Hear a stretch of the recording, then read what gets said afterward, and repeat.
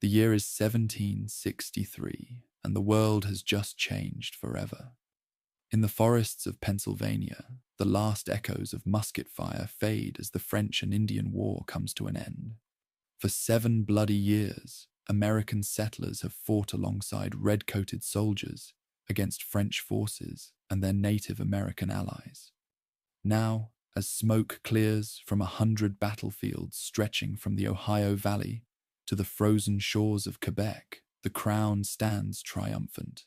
The fleur-de-lis no longer flies over North America. The Union Jack waves supreme from Hudson Bay to the Florida Keys. But victory comes with a price that will shake an empire to its foundations.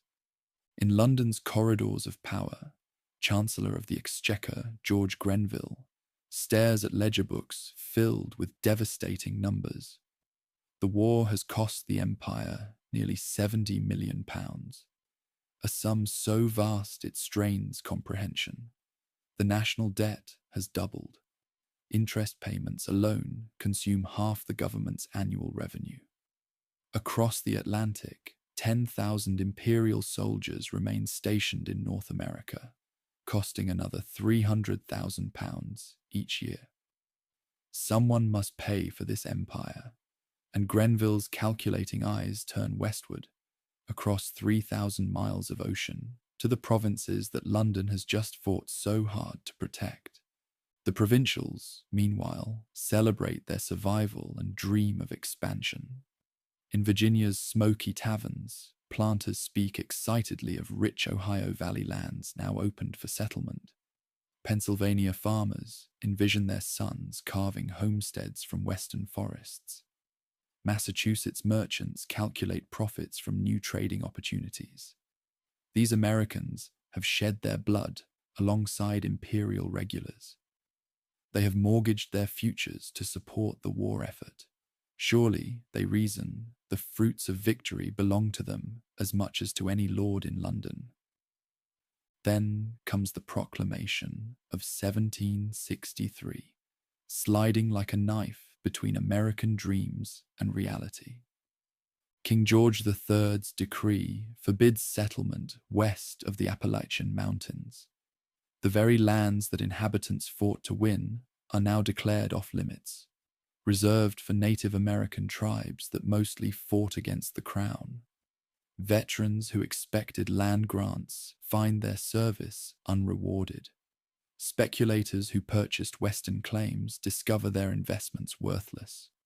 The proclamation line stretches like an invisible wall from Canada to Georgia, containing provincial ambitions within boundaries that suddenly feel like prison walls. In Williamsburg, a young Virginia lawyer named Patrick Henry reads the proclamation with growing anger. The words seem to mock everything Americans have sacrificed for. How can the empire claim to protect them by denying them the very expansion that protection was meant to secure? In Boston, Samuel Adams, cousin to the future president, but already a master of political organization, sees opportunity in provincial frustration. Grievance, properly nurtured, can grow into defiance. But the proclamation of 1763 proves to be merely the first drop in a gathering storm. George Grenville's financial calculations demand immediate action. If settlers benefit from imperial protection, London logic suggests they should help pay for it. The sugar measure of 1764 seems reasonable enough to metropolitan bureaucrats, a modest duty on molasses, sugar, and other luxury imports.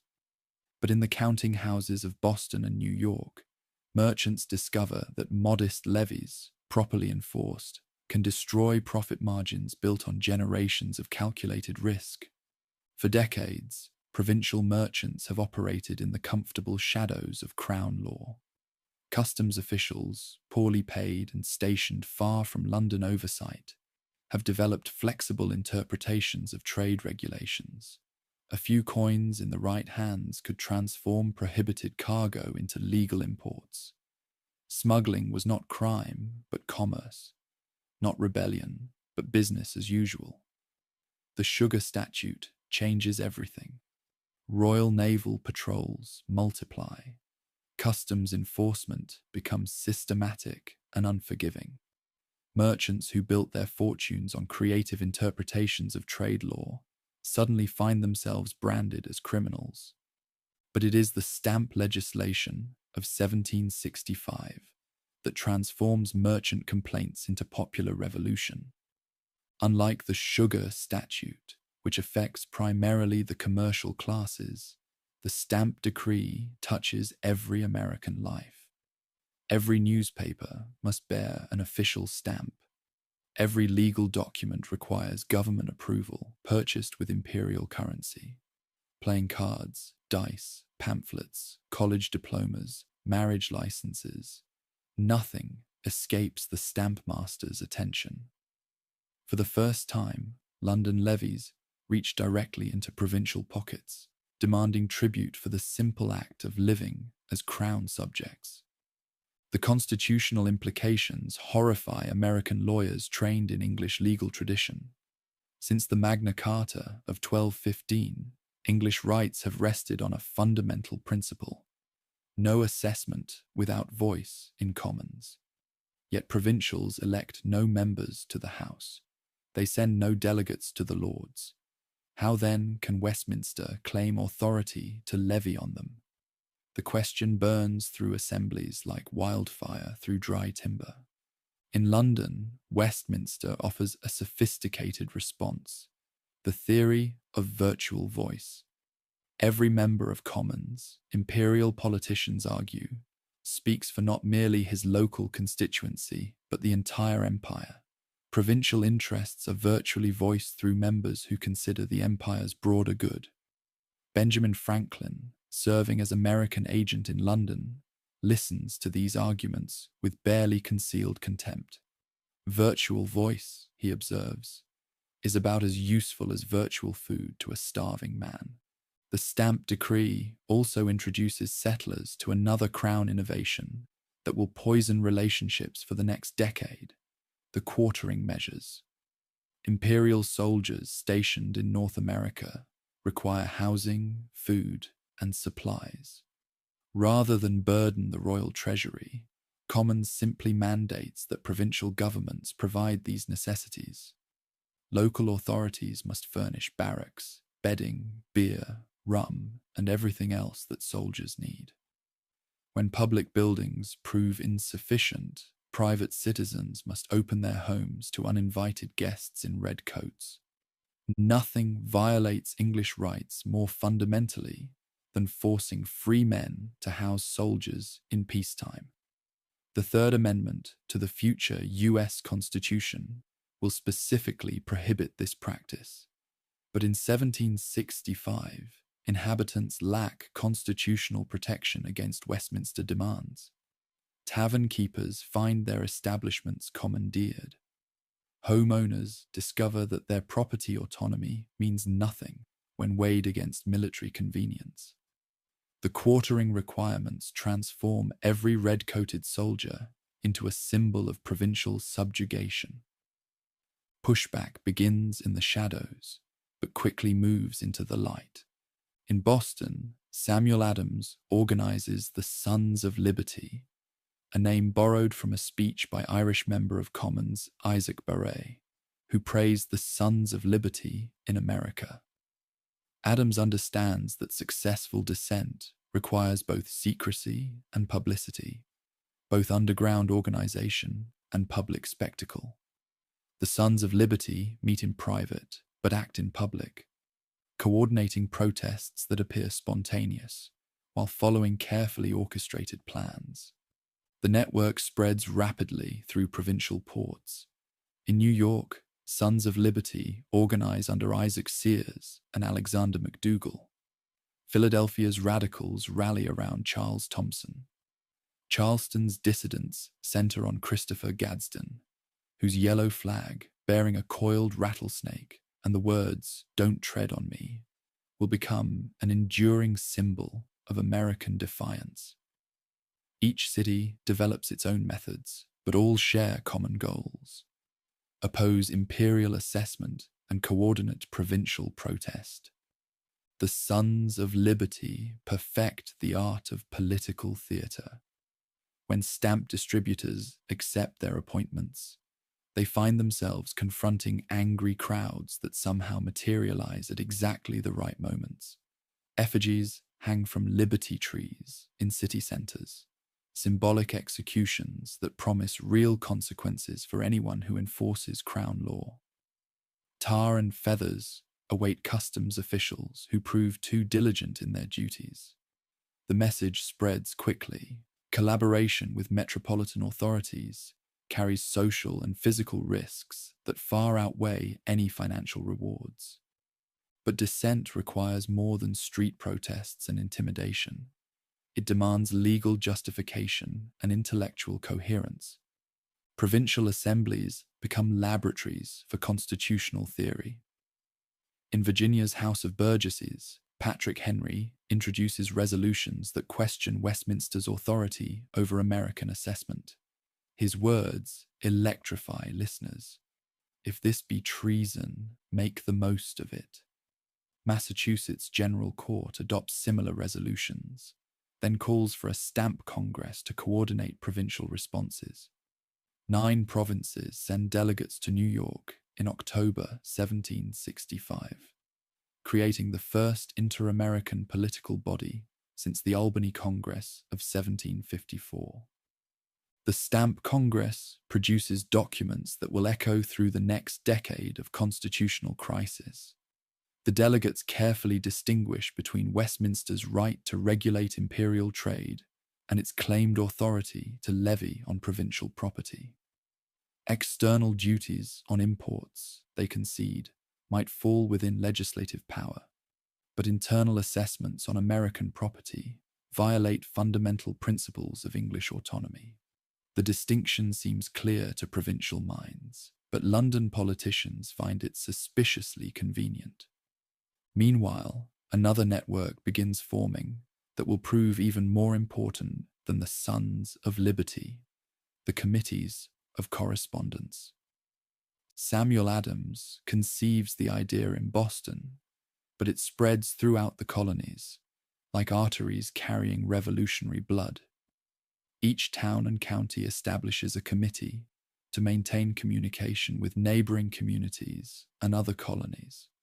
When British authorities take action in one location, word spreads rapidly through the correspondence network, allowing coordinated responses before government officials can exploit colonial isolation.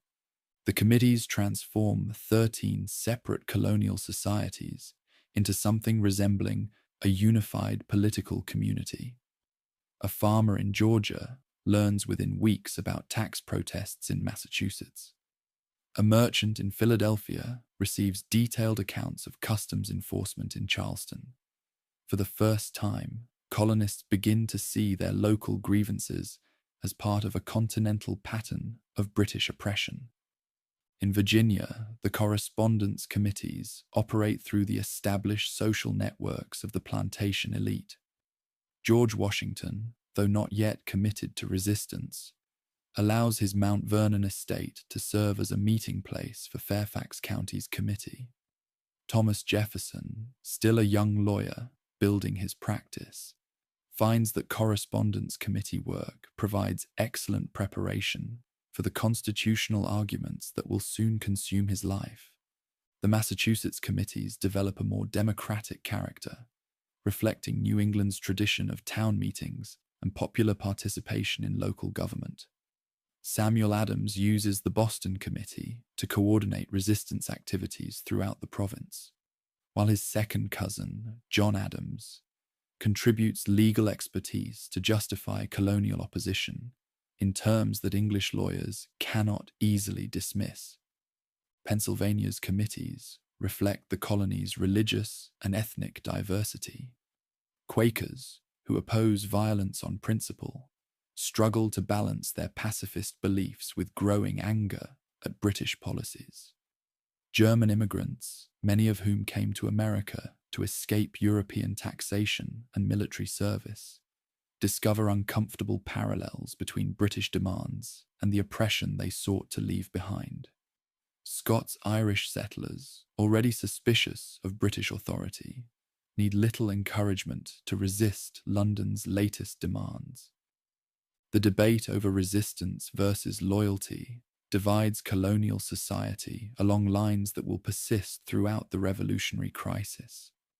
In every community, neighbours find themselves on opposite sides of arguments about parliamentary authority, colonial rights, and the proper relationship between subjects and sovereign. Colonial merchants face particularly difficult choices.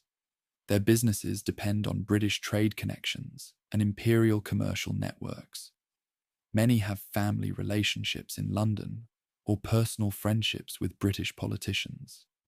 Yet they also suffer most directly from new tax policies and customs enforcement.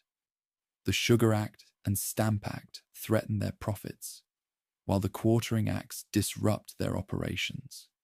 Merchants like John Hancock in Boston and Henry Lawrence in Charleston find themselves reluctantly drawn into resistance movements despite their preference for compromise and accommodation.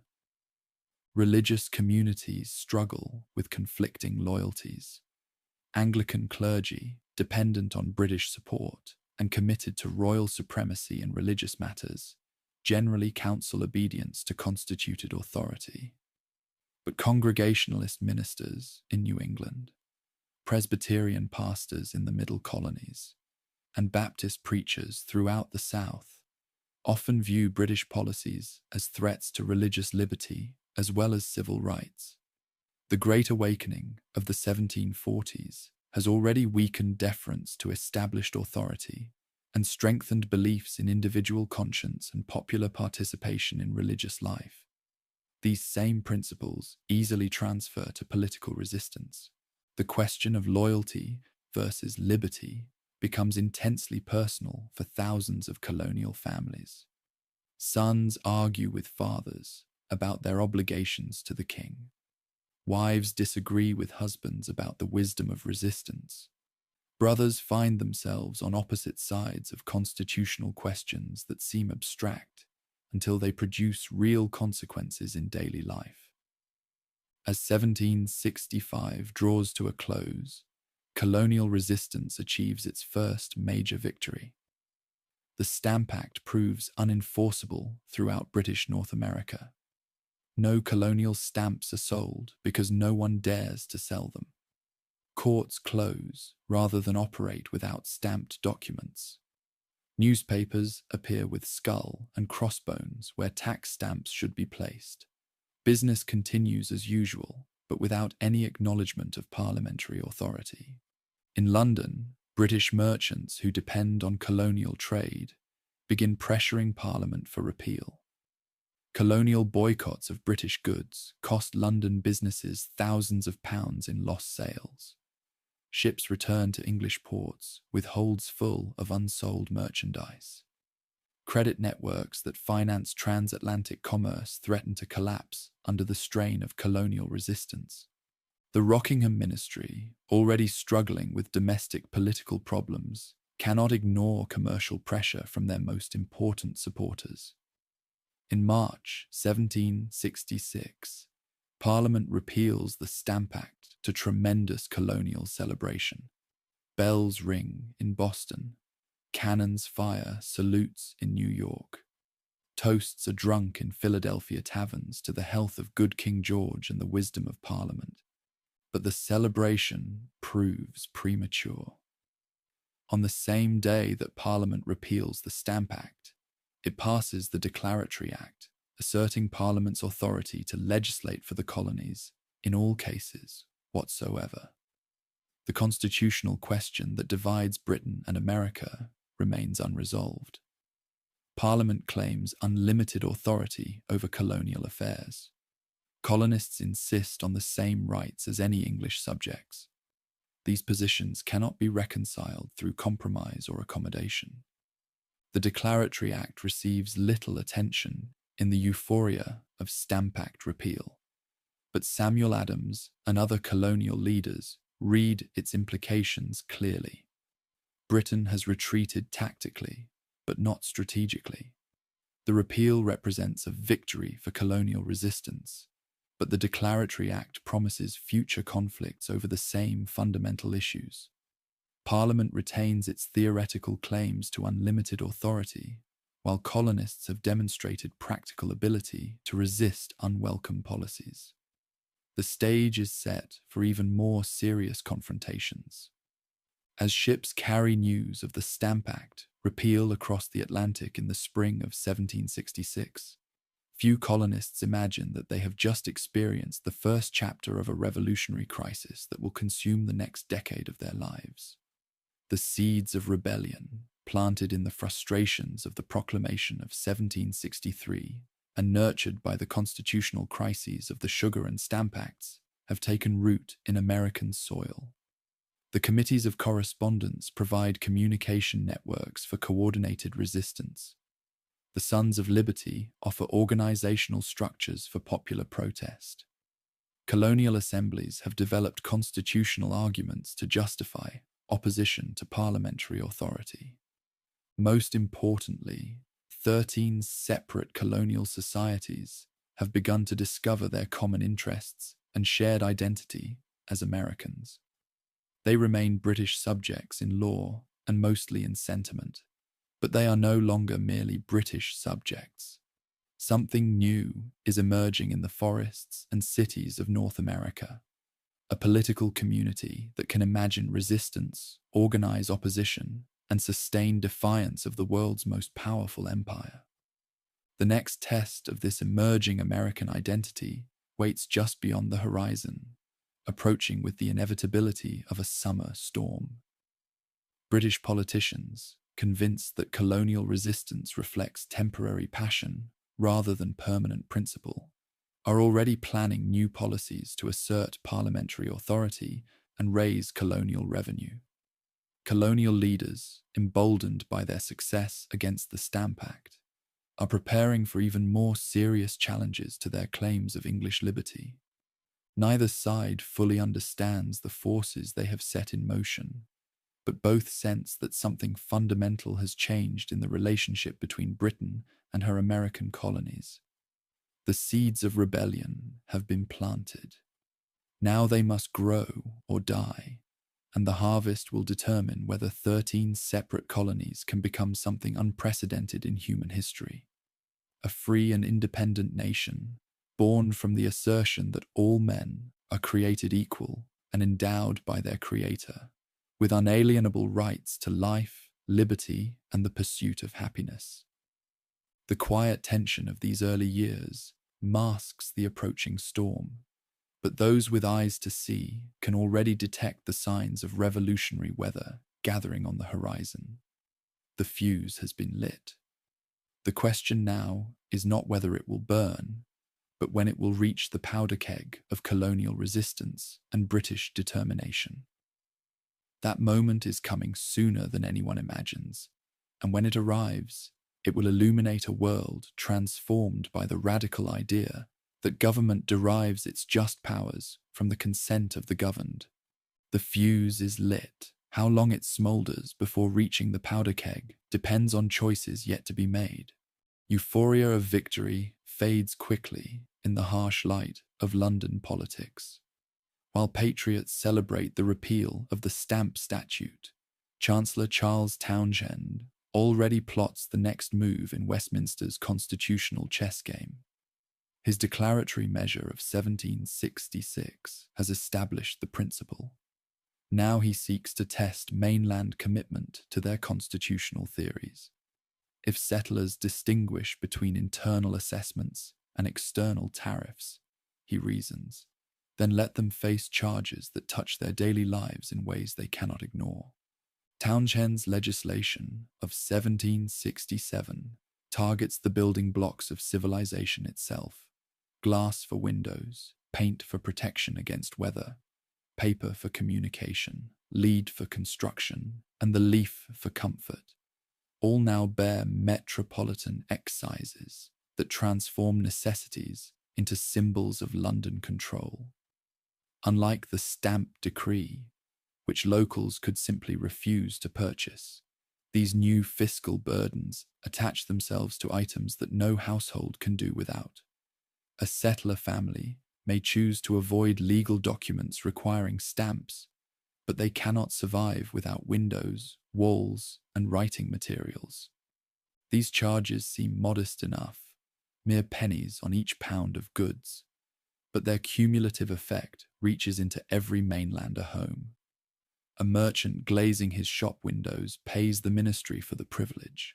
A housewife purchasing the infusion for her family's comfort finances red-coated administration. A lawyer buying paper for his briefs contributes to the salaries of customs officials who will scrutinize his every transaction. These measures transform ordinary commerce into unwilling collaboration, with policies that locals find constitutionally odious. More insidiously, the Chancellor designates revenue from these tariffs to pay the salaries of governors and judges throughout the mainland. For generations, assemblies have controlled executive and judicial compensation through their power over appropriations. A governor who defies his legislature risks financial ruin. A judge who interprets law in ways that offend settler sentiment may find his salary suspended. Control over purse strings has been the province's most effective check on arbitrary authority. His scheme destroys this balance at a stroke. Metropolitan officials paid from London revenue need no longer court local favour or respect regional opinion. They become accountable only to Westminster, transforming the delicate constitutional equilibrium that has allowed mainland self-governance to flourish within the empire.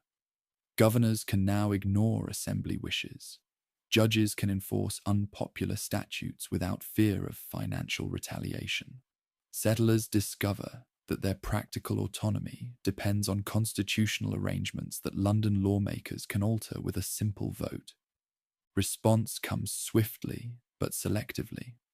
The port city's merchants organized the first systematic economic warfare against affected goods, appealing to patriot pride as well as constitutional principle. Why purchase metropolitan manufactures when local artisans can supply regional needs? Non-importation transforms economic necessity into patriotic virtue, giving households throughout the continent a way to participate in constitutional struggle without attending rallies or joining organizations. Economic warfare spreads through networks already established during the stamp crisis. Committees of correspondence carry news of Massachusetts' capital actions to ports throughout the continent. New York merchants, initially reluctant to sacrifice profitable trade relationships, gradually join the movement as customer pressure mounts. Philadelphia's Quaker traders, torn between pacifist principles and commercial interests, develop creative compromises that allow participation without violence. Charleston's rice planters, less dependent on imported goods than northern neighbors, nevertheless embrace economic warfare as a gesture of intercolonial solidarity. Women emerge as crucial participants in this commercial struggle. Household purchasing decisions, traditionally female responsibilities, become political statements with continental implications.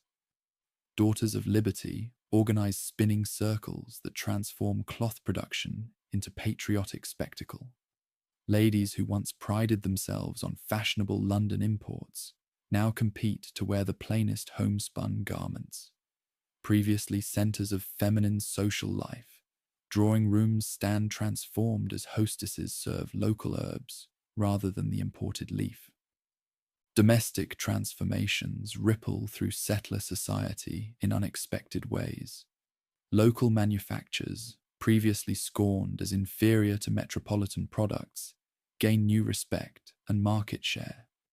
Regional artisans find themselves overwhelmed with orders from customers who previously preferred imported goods. Economic refusal inadvertently nurtures domestic industry that will prove crucial during the coming years of commercial disruption. But financial pressure moves too slowly for some mainlander tempers. In the town on the Charles, where Westminster officials concentrate and enforcement proves most vigorous, daily friction between locals and customs collectors escalates into something approaching warfare.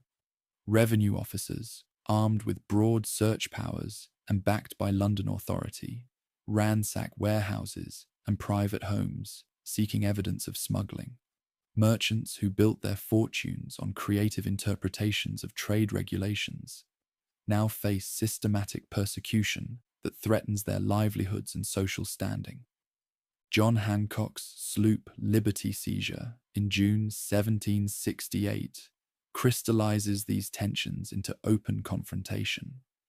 Customs officials impound the vessel on suspicion of wine smuggling, triggering riots that force ministry officers to flee to Castle William in the harbour. Popular fury reflects not merely sympathy for Hancock, one of the city's wealthiest merchants, but rage at enforcement methods that violate traditional English protections against arbitrary searches and seizures. Governor Francis Bernard responds by requesting military reinforcement from General Thomas Gage in New York. Red-coated regiments arriving in the port city during October 1768 transform constitutional dispute into military occupation. For the first time since 1689, Westminster troops patrol the streets of a major mainland city, not to repel foreign invasion, but to suppress domestic dissent. Soldiers drilling on the common, while citizens go about their daily business, creates an atmosphere of perpetual crisis that poisons relationships between locals and London authorities. Military presence proves counterproductive from the moment the first regiment disembarks. Soldiers competing for scarce jobs undercut local wages and anger working men already struggling with economic disruption. Off-duty troops drinking in taverns clash with customers who view them as symbols of oppression. Religious tensions surface as Catholic Irish soldiers attend Mass in a city where Protestant traditions run deep. Every interaction between military and civilian populations carries potential for escalation that could transform constitutional crisis into violent rebellion.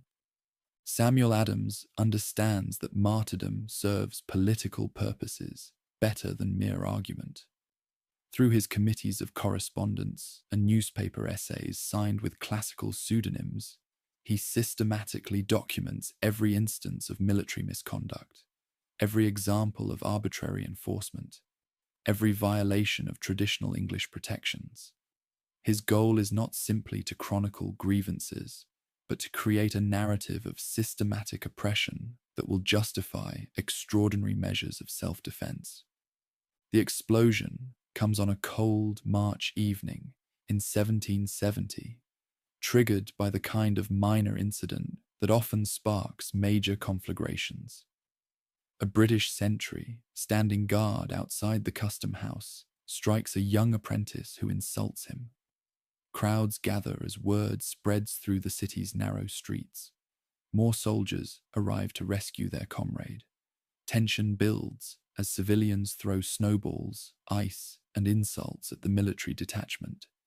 Someone shouts, "Fire!"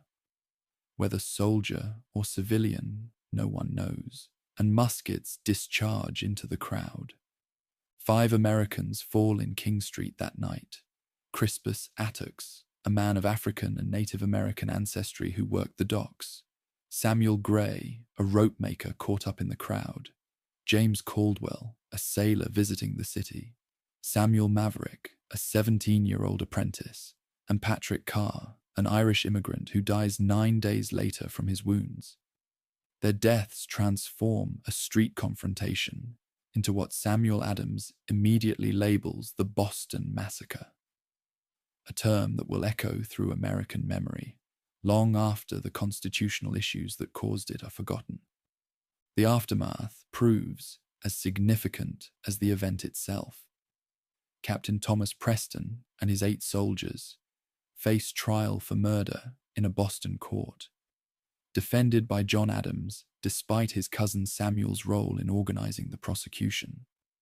The younger Adams believes that fair trials demonstrate American commitment to legal process, even in moments of passion. His successful defense of most defendants, 2 soldiers receive reduced sentences for manslaughter, establishes a crucial precedent. Americans can separate their hatred of imperial policies from their respect for English legal traditions. But Samuel Adams ensures that the political lessons of King Street spread far beyond Boston's courts. His account of the massacre, illustrated with Paul Revere's inflammatory engraving, circulates throughout the continent within weeks. The image shows disciplined soldiers firing into helpless civilians at an officer's command, a version of events that trial testimony will largely contradict, but which serves Adams's propaganda purposes perfectly. 5 deaths become symbols of imperial tyranny that will inspire resistance for the next decade. The Townshend crisis gradually subsides as both sides step back from the brink of wider conflict.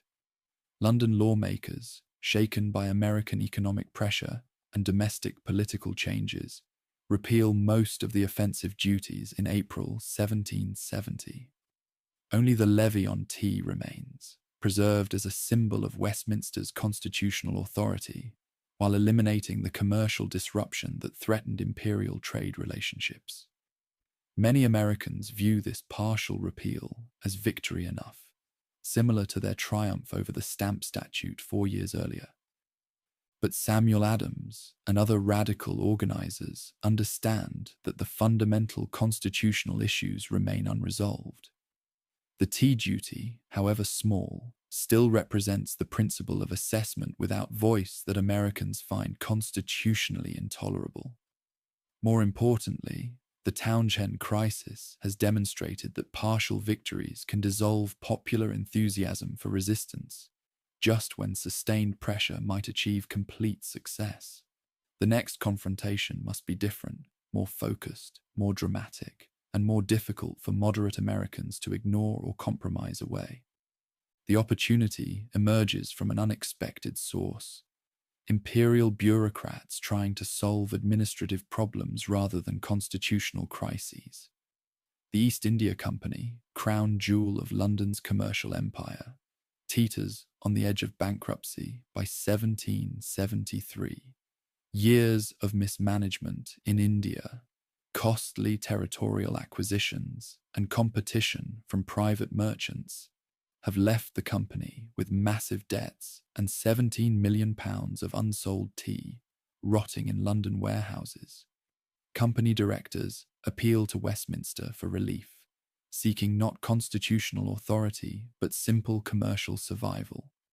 Lord North's ministry crafts an elegant solution that inadvertently creates the most serious imperial crisis since the stamp controversy. The tea legislation of 1773 grants the East India Company direct sales privileges in American ports, eliminating the middlemen who have traditionally distributed imported tea through local networks. The company can now sell directly to consumers at prices lower than any competitor, including smuggled Dutch tea that has captured much of the American market during years of boycott and non-importation. The measure seems designed to benefit everyone. The company gains American sales needed for financial recovery. American consumers get cheaper tea. Imperial revenue continues flowing from the preserved Townshend duty. But the legislation destroys the livelihood of every merchant who has built his business on tea importation and distribution. From Boston to Charleston, established traders discover that their customers can purchase superior product at lower prices directly from company agents who answer only to London directors. The commercial threat unites groups that have been divided on constitutional questions. Merchants who opposed earlier boycotts because they damaged trade relationships now face complete elimination from profitable commerce. Smugglers who ignored legal protests because they profited from illegal trade now confront company competition that makes their business unprofitable. Even moderate Americans, who supported partial reconciliation with imperial authorities, cannot ignore legislation that threatens their economic survival while rewarding their constitutional opponents. More ominously, the Tea Statute establishes a precedent for imperial monopolies that could extend to any branch of American commerce. If Westminster can grant the East India Company exclusive privileges in tea sales, why not give other London firms similar advantages in cloth, hardware, or agricultural products? The measure threatens to transform American merchants from independent traders into minor agents of metropolitan corporations, reducing provincial commerce to a branch of imperial business controlled entirely from London. The response begins in Philadelphia, where residents organize to prevent tea ships from entering port and unloading their controversial cargo.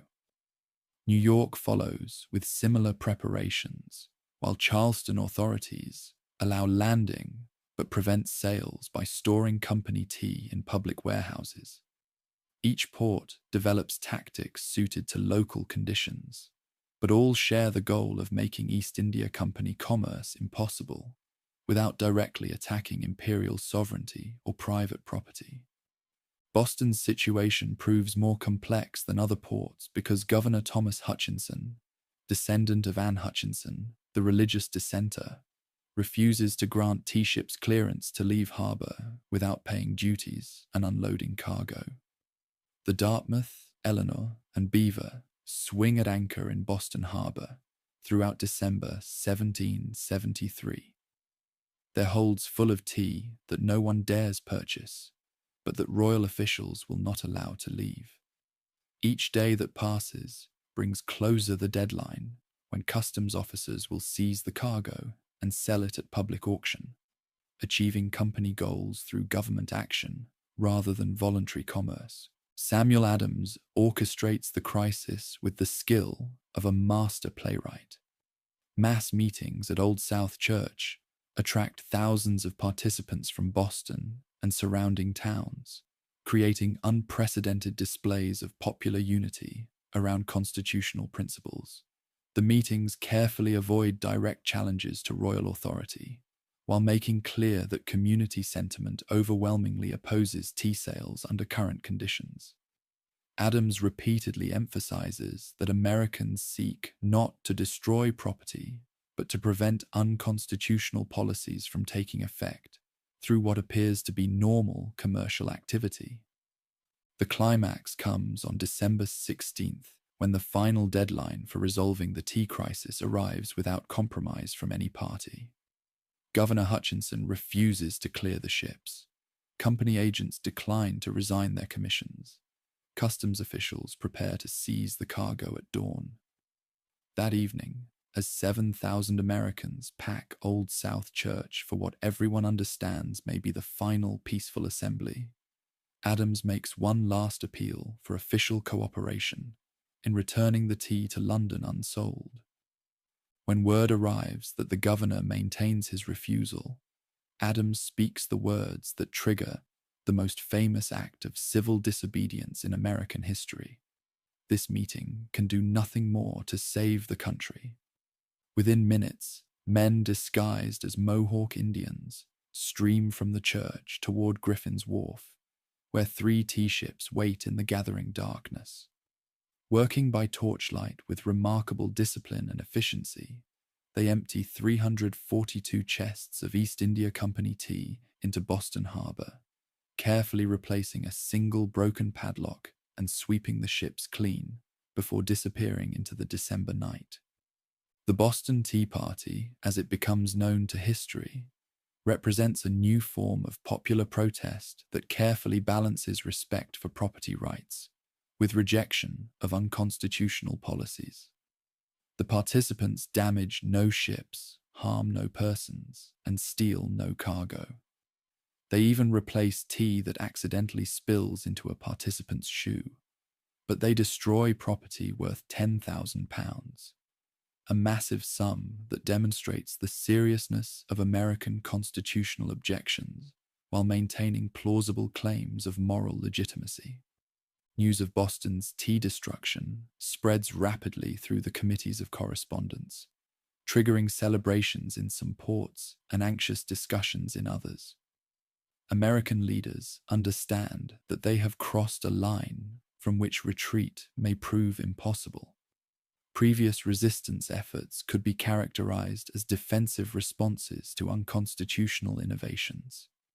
The tea destruction represents offensive action against established imperial authority, justified only by higher law, claims that London officials will certainly reject. The imperial response exceeds even Samuel Adams' expectations for severity and scope. Lord North's ministry, convinced that American resistance reflects temporary passion rather than permanent principle, decides to make an example of Massachusetts that will deter similar actions elsewhere. The coercive legislation of 1774 immediately branded the intolerable measures by American propagandists, targets Boston specifically, but carries implications for all provincial communities that might consider following Massachusetts's example. The Boston Port Statute closes the harbor to all commerce until the destroyed tea is paid for, and customs officers are compensated for their troubles.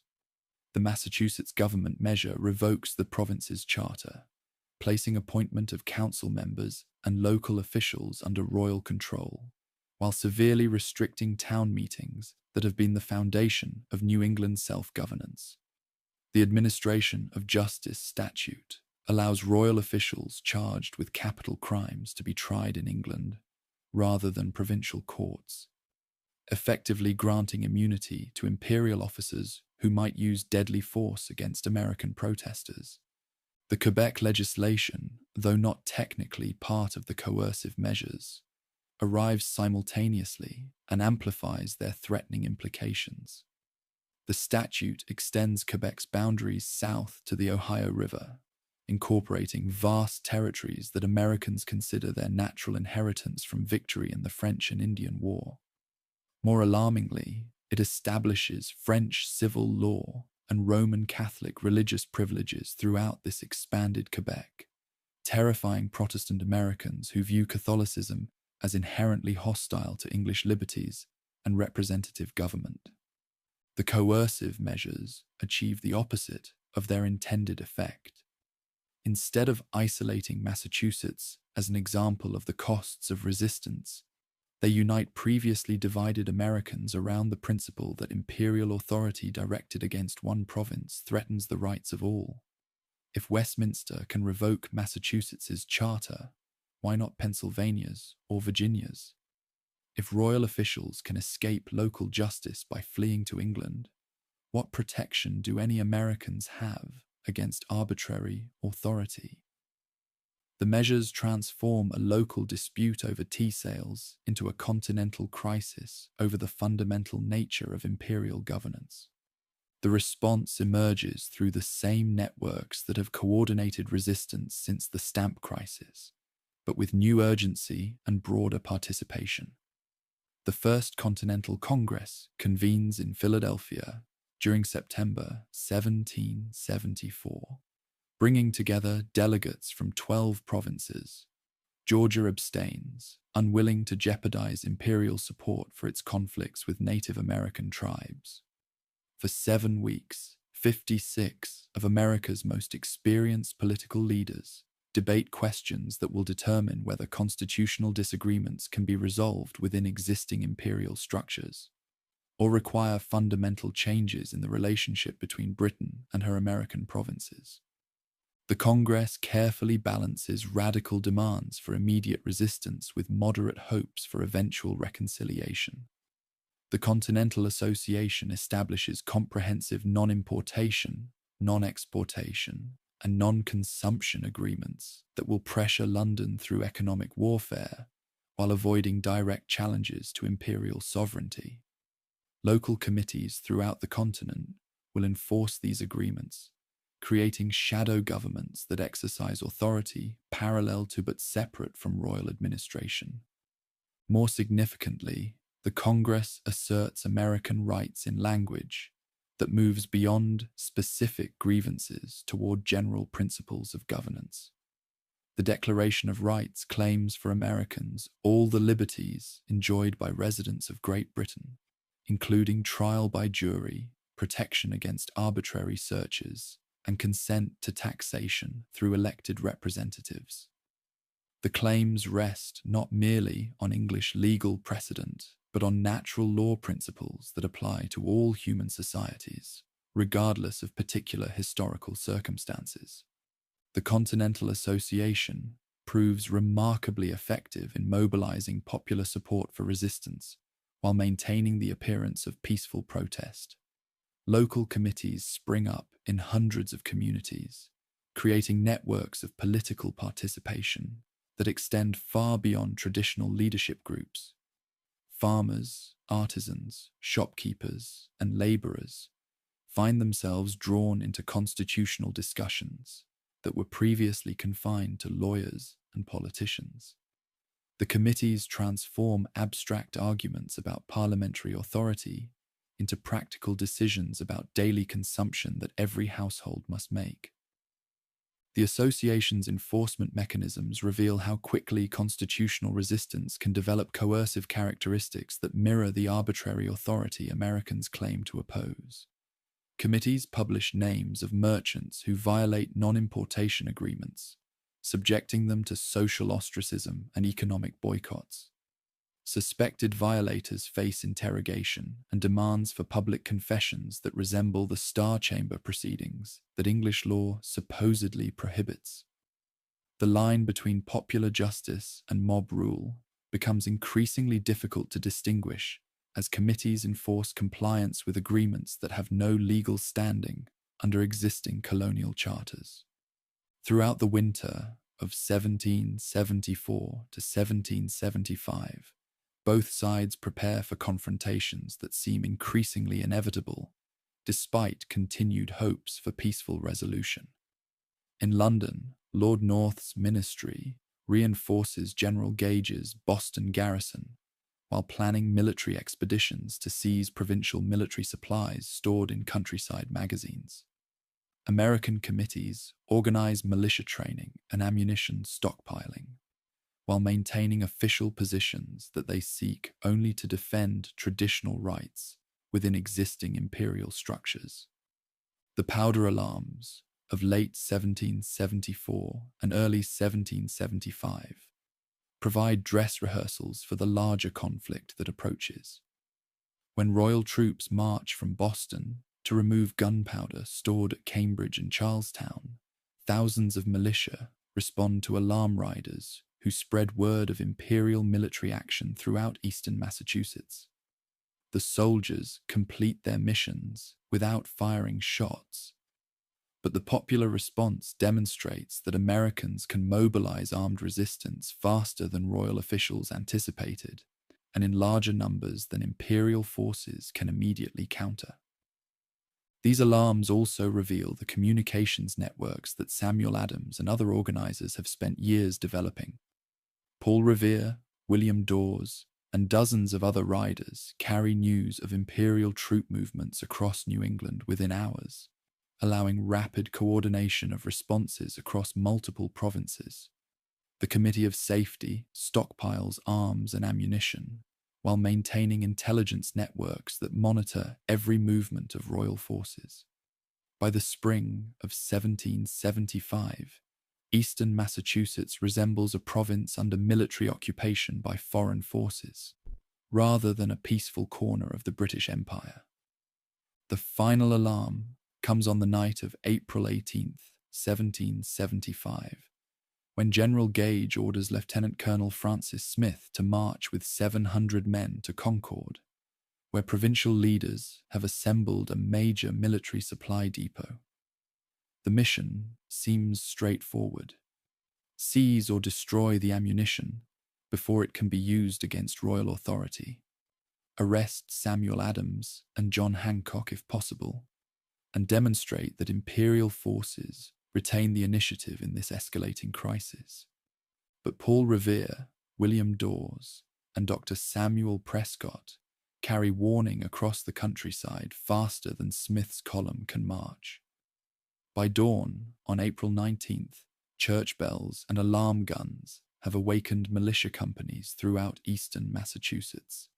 Hundreds of armed farmers converge on the route that royal troops must follow on their return to Boston, transforming what began as a simple supply raid into a running battle that will consume the next 8 years of American and British lives. At Lexington Green, as the sun rises on a spring morning that will change the world, Captain John Parker arrays his 70 militia against Smith's advance guard. The two forces face each other across 100 yards of New England Common. British regulars trained for European warfare, American farmers defending their community against what they see as foreign invasion. Neither side intends to begin a revolution, but both understand that the constitutional crisis of the past decade has reached the point where words no longer suffice, and only arms can determine whether Americans will remain British subjects or become something new under the sun. "Stand your ground," Parker tells his men. "Don't fire unless fired upon. But if they mean to have a war, let it begin here." The shot that follows, fired by whom no one knows, echoes not just across Lexington Green, but around a world that will never again be quite the same. The age of revolution has begun, and its first battlefield lies in a small New England town, where farmers have decided that some things matter more than peace, more than prosperity, more than life itself. The long argument over imperial authority and provincial rights has ended. Now comes 8 years of war to determine whether the ideas that Americans have been discussing in assemblies and committees can survive the test of battle against the world's most powerful empire. The road to revolution, paved with good intentions and constitutional theories, has led to this moment when theory must give way to practice and arguments must yield to action. Everything that follows will be different, more dangerous, more costly, more uncertain, but also more decisive. The question is no longer whether Americans can remain loyal British subjects while maintaining their traditional rights. The question now is whether they can create a new form of government based on principles that most of the world considers impossible dreams. That all men are created equal, that governments derive their just powers from the consent of the governed, and that people have not only the right, but the duty to alter or abolish governments that become destructive of the ends for which they were instituted. The American Revolution has begun. Captain John Parker's 70 Minutemen scatter across Lexington Green as Major John Pitcairn's advance guard approaches through the morning mist. 8 locals lie dead, 10 wounded, and the rest flee toward Concord as red-coated Marines reform their ranks. Lieutenant Colonel Francis Smith's column resumes its march, confident that a show of force has restored Westminster's authority over rebellious settlers. Behind them, riders gallop toward surrounding towns with news that will transform scattered militia companies into something resembling an army. Dr. Samuel Prescott reaches Concord ahead of the Metropolitan Expedition, allowing patriots to disperse most military supplies before soldiers arrive. What the ministry troops discover disappoints them. A few musket balls, some wooden gun carriages, barrels of flour they mistake for gunpowder. Captain Walter Lorry's detachment burns the carriages at North Bridge, while Smith's main force searches homes and barns throughout the village. From nearby hills, Concord militia watches smoke rise and assumes their town burns. Major John Buttrick leads 400 Minutemen down the slope toward North Bridge, as Lorry's men hurry to rejoin the main column. At the bridge itself, Nervous soldiers fire warning shots that wound 2 patriots. Return volleys drop 3 redcoats, including Lieutenant Edward Thornton Gould, the first Westminster casualty of what will become 8 years of war. Laurie's detachment retreats in disorder, while mainlander militia, stunned by their success against professional soldiers, debate whether to pursue or simply defend their homes. Smith begins his return march at noon, unaware that alarm riders have spent 6 hours rousing the Massachusetts countryside. From stone walls, farmhouses, and forest clearings, militia companies converge on the route his column must follow back to the port city. What began as a supply raid becomes a running battle stretching 18 miles through territory that locals know intimately and visitors navigate with fatal difficulty. At Merriam's Corner, 2 miles from Concord Center, concealed marksmen open fire on Smith's flanks and rear. Soldiers trained for European battlefields struggle against an enemy that refuses formal combat while punishing every attempt at organized retreat. Officers fall to aimed shots from hunters who have spent lifetimes perfecting their marksmanship on game that provided dinner only when the first shot killed. Red-coated ranks thin steadily as the column stumbles towards safety that seems infinitely distant. Lord Hugh Percy's relief force from the port city finds Smith's survivors near Lexington, bloodied and demoralized by 7 hours of warfare, unlike anything their training had prepared them for. Percy's artillery scatters Patriot militia long enough for the combined forces to reorganize, but the retreat continues under constant harassment from an enemy that materializes from nowhere, strikes with deadly precision, then vanishes before retaliation becomes possible. By evening, when the last red-coated stragglers reach Charlestown Ferry, Westminster forces have suffered 300 casualties against fewer than 100 Patriot losses. More importantly, word of the day's events spreads through committee networks faster than official dispatches reach London. Within weeks, every mainland settlement knows that Massachusetts farmers have stood against the Empire's professional army and lived to tell the story. If New England's shepherds and shopkeepers can bloodied veteran soldiers, perhaps other regions can defend their liberties as well. News of Lexington and Concord transforms constitutional crisis into military emergency throughout the 13 provinces.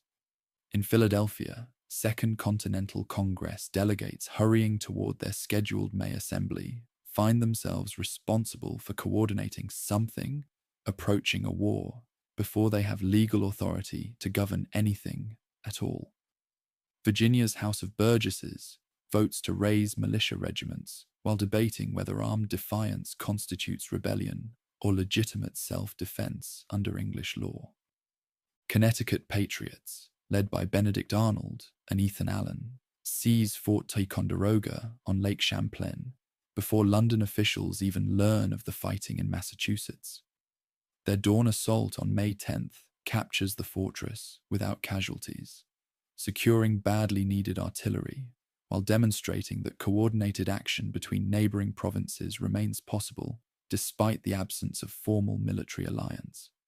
Allen's demand that the sleeping commander surrender in the name of the Great Jehovah and the Continental Congress suggests that insurgent leaders have begun thinking in continental rather than merely provincial terms.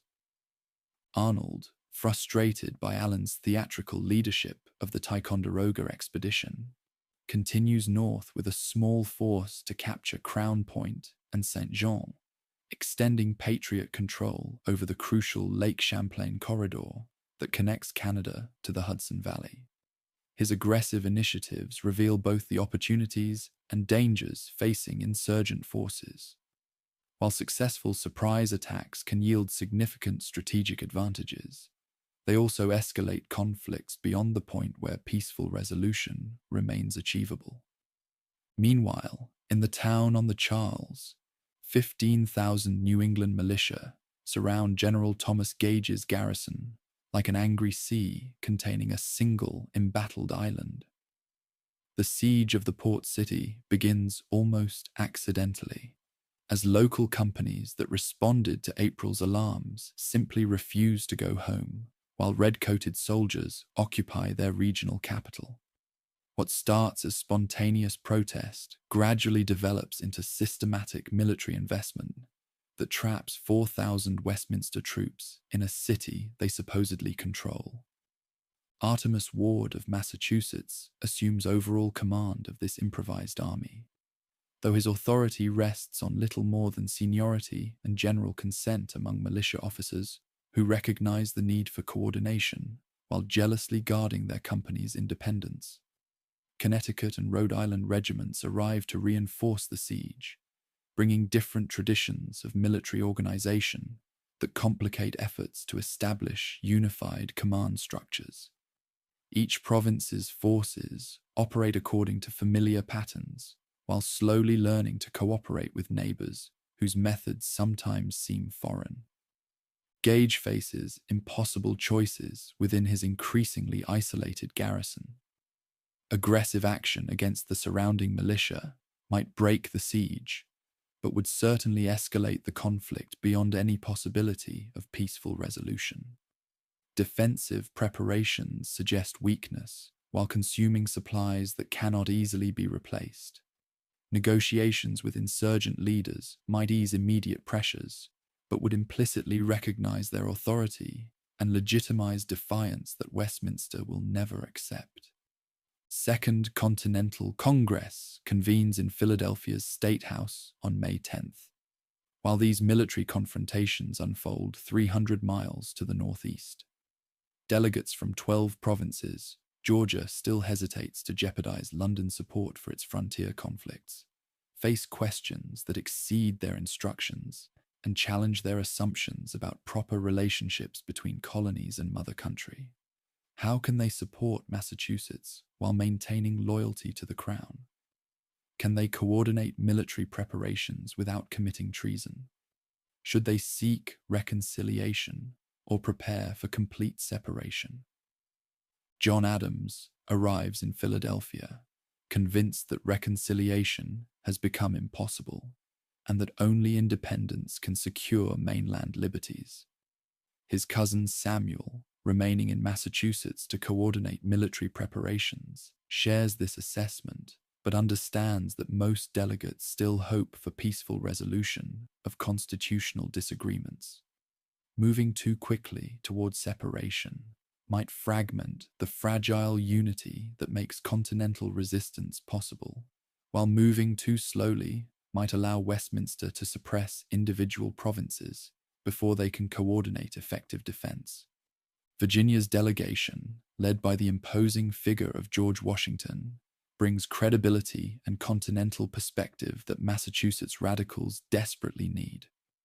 Washington's military experience in the French and Indian War, combined with his reputation for sound judgment and personal integrity, makes him a natural choice for senior military command if Congress decides to assume responsibility for the forces surrounding the port city. More importantly, his Virginia origins ensure that Northern resistance cannot be dismissed as regional fanaticism. Debates in the State House reveal the fundamental tensions that will shape insurgent strategy throughout the coming conflict. Moderate delegates from Pennsylvania and New York seek policies that will pressure Westminster toward accommodation, while avoiding actions that might provoke irreversible escalation. Radical representatives from Massachusetts and Virginia argue that half measures will fail to secure liberty, while encouraging London to believe that sufficient pressure can restore colonial obedience. On June 15th, Congress resolves these tensions by appointing Washington as General and Commander-in-Chief of the Army of the United Colonies. Language that carefully avoids claiming independence while assuming responsibility for military forces that have no legal standing under existing colonial charters. His commission authorizes him to command troops from multiple provinces in defense of American liberty, terms that remain deliberately ambiguous about ultimate political objectives, while providing practical authority for immediate military necessities. Washington accepts command with characteristic humility, declining salary beyond expenses and expressing doubt about his qualifications for such enormous responsibility. His farewell dinner with Philadelphia delegates reveals the magnitude of the task he has undertaken, transforming militia companies from different provinces with varying equipment and conflicting traditions into something resembling a professional army capable of sustained warfare against experienced European forces. Before Washington can reach Massachusetts, however, the siege erupts into the war's first major battle. General William Howe, recently arrived to reinforce Gage's garrison, decides that Patriot fortifications on Charlestown Peninsula must be eliminated before they render the port city untenable. His plan for June 17th calls for frontal assault against entrenchments that insurgent forces have spent the previous night constructing on Breed's Hill, a position that colonial maps call Bunker Hill, though the actual fighting will occur on the lower elevation closer to the harbour. Colonel William Prescott commands roughly 1,500 Patriot defenders, mostly Massachusetts farmers and artisans who have never faced professional soldiers in formal battle. Their earthworks, hastily constructed during a single night, offer protection against small arms fire, but cannot withstand artillery bombardment that Howe's forces can deliver from ships in the harbour. Prescott understands that his men's only advantages are defensive position and superior marksmanship, benefits that will disappear if they allow themselves to be drawn into open combat. "Don't fire until you see the whites of their eyes," Prescott reportedly tells his troops, though the actual command probably came from several officers who understood that Patriot ammunition supplies could not sustain prolonged firefights. Whatever the exact words, the tactical principle remains clear. Make every shot count, because there will not be enough powder for wasteful volleys like those that European armies exchange at long range. Howe's first assault sends red-coated ranks up the hill in perfect formation, bayonets gleaming in afternoon sunlight as drummers beat the advance. At 60 yards, Patriot muskets erupt in carefully controlled volleys that shatter Westminster's front lines and send survivors stumbling back toward the beach. Bodies in red uniforms litter the slope like autumn leaves after a sudden storm, while insurgent defenders reload and wait for the next attack they know must come. A second assault produces similar results, with colonial marksmen again waiting until metropolitan soldiers reach close range before delivering devastating fire that breaks another charge before it can reach the earthworks. Howe's officers begin to question whether any number of frontal attacks can succeed against defenders who shoot with such deadly accuracy from protected positions. Some suggest flanking movements or artillery preparation that might reduce Patriot advantages. But Howe insists that one more direct assault will surely carry the position. His third attack succeeds only because insurgent ammunition finally runs out after hours of sustained combat. Patriots fight with clubbed muskets, stones, and bare hands as red-coated soldiers finally reach their earthworks. But weight of numbers and professional training eventually prevail. Prescott orders retreat when further resistance becomes impossible, allowing his surviving troops to escape across Charlestown Neck, while Howe's battered forces claim possession of empty fortifications that have cost them over 1,000 casualties. Bunker Hill proves that mainland farmers and artisans can stand against the world's most professional army if they choose their ground carefully and fight with discipline equal to their patriotic enthusiasm. But the engagement also demonstrates the severe limitations facing insurgent forces: ammunition shortages, inadequate artillery, and command structures too informal for sustained operations against experienced enemies. Most soberly, retreat under fire requires training that militia companies have never received and cannot improvise under battlefield conditions. Washington reaches Cambridge 2 weeks after the battle to find an army that exists more in congressional imagination than military reality. 16,000 men surround the port city, but they represent dozens of separate units with different equipment, varying terms of enlistment, and conflicting ideas about military discipline. Connecticut troops refuse to accept orders from Massachusetts officers. Rhode Island companies demand different rations than their neighbors receive. New Hampshire regiments threaten to go home when their ammunition runs low. Creating unity from this diversity challenges Washington's diplomatic skills as much as his military experience. He must persuade men who consider themselves equals to accept hierarchical command structures that contradict their civilian assumptions about authority and consent. Provincial soldiers who elected their officers resist orders from commanders they did not choose. Farmers accustomed to seasonal rhythms cannot understand why military service requires year-round commitment regardless of harvest schedules. Gradually, through personal example and careful attention to individual concerns, Washington begins molding his heterogeneous command into something approaching a continental army. Daily drills transform civilian militias into disciplined units capable of coordinated maneuvers. Standardized equipment and uniforms create visual symbols of unity that help soldiers think beyond provincial boundaries. Most importantly, shared hardships and common dangers forge bonds between men from different regions who discover they can trust neighbors they previously knew only by reputation.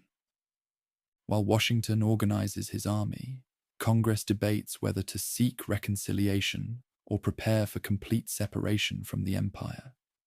The Olive Branch Petition, drafted by John Dickinson and approved in July, represents moderate delegates' final attempt to restore harmony through direct appeal to King George III. The document acknowledges attachment to Your Majesty's person, family, and government, while requesting royal intervention to prevent further effusion of blood through parliamentary policies that violate traditional English liberties.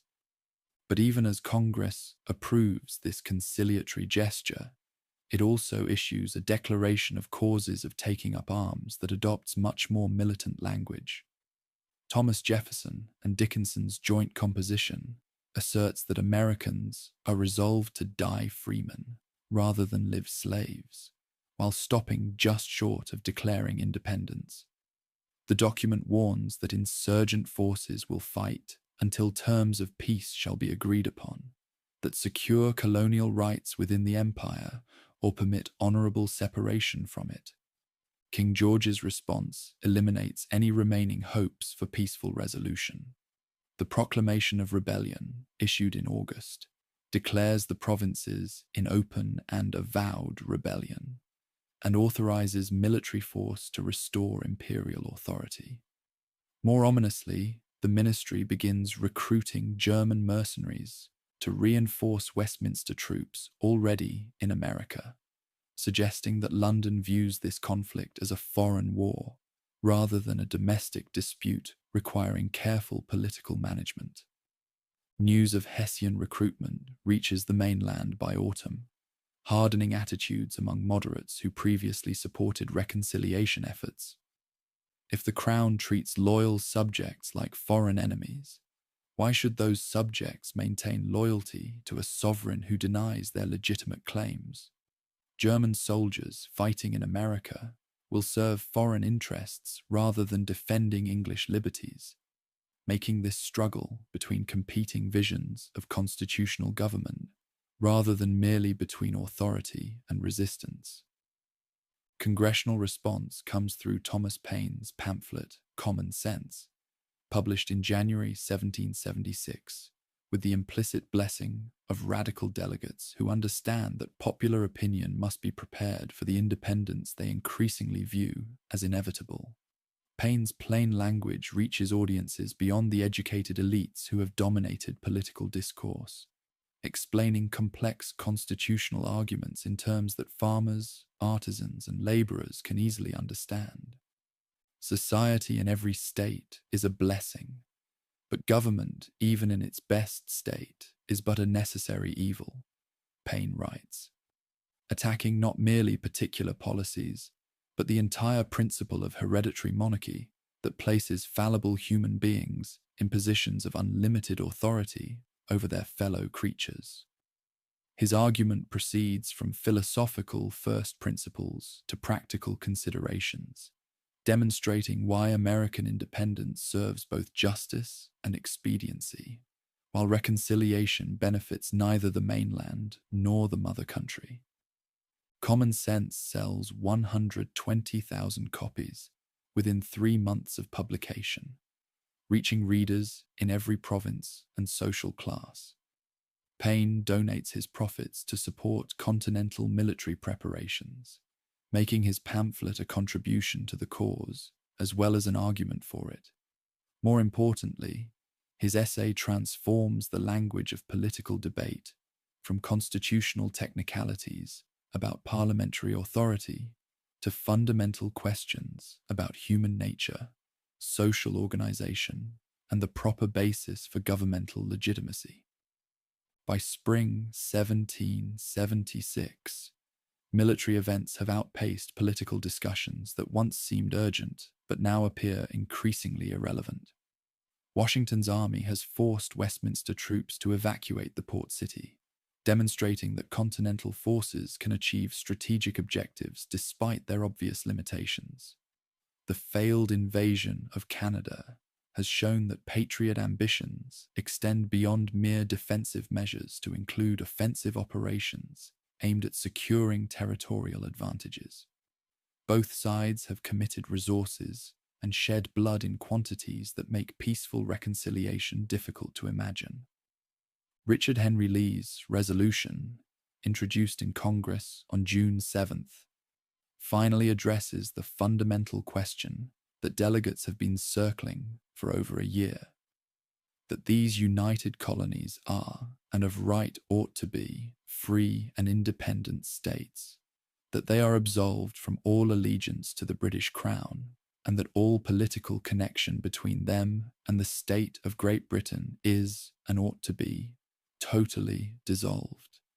Debate over Lee's motion reveals how far American thinking has evolved since the First Continental Congress carefully limited its demands to traditional rights within the existing imperial structure. Independence no longer seems like a radical departure from legitimate goals, but rather the logical culmination of principles that patriots have been defending since the stamp crisis.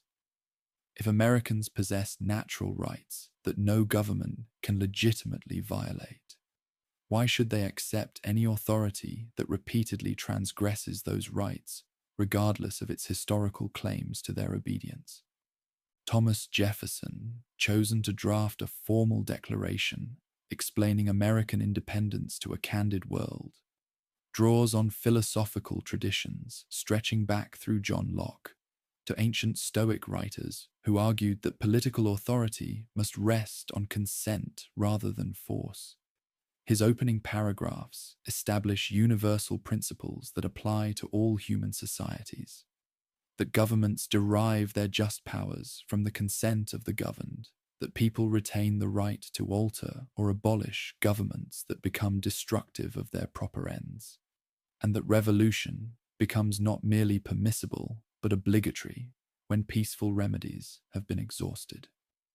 The specific charges against King George III that comprise the Declaration's bulk catalogue a decade of grievances that will be familiar to anyone who has followed the escalating crisis since 1765. But Jefferson's genius lies in presenting these particular complaints as illustrations of universal principles, rather than merely provincial resentments. American independence, in his formulation, serves the cause of human liberty everywhere, rather than simply defending the narrow interests of mainland settlers. We hold these truths to be self-evident, Jefferson writes, that all men are created equal, that they are endowed by their Creator with certain unalienable rights, that among these are life, liberty, and the pursuit of happiness. These words will echo through centuries of human struggle for dignity and freedom, inspiring movements that Jefferson himself cannot imagine. But in the summer of 1776, they serve the immediate purpose of justifying American independence in terms that reasonable people throughout the world can understand and support. Congress approves the Declaration of Independence on July 4th, 1776, creating the United States of America through words that transform 13 separate rebellions into a single national revolution. Church bells ring throughout Philadelphia as delegates sign the document that makes them traitors to the crown they have served and patriots to the country they have just created. The announcement spreads rapidly through post roads and shipping lanes that will carry news of American independence to every corner of an Atlantic world that must now adjust to the reality of a new nation founded on principles that challenge the legitimacy of most existing governments.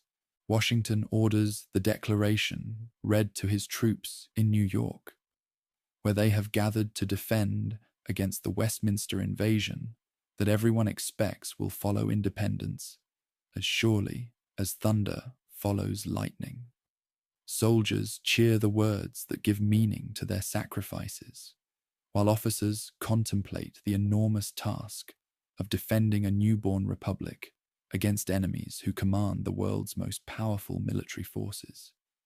The United States exists in law and aspiration, but it must still prove itself worthy of survival in the harsh realm where nations live or die according to their ability to defend their claims with force of arms. Independence transforms everything and nothing. Americans who were insurgent colonists yesterday become patriot citizens today, but they still face the same strategic challenges and military limitations that made victory seem unlikely under any name. Washington still commands an amateur army against professional enemies who enjoy overwhelming advantages in training, equipment, and experience.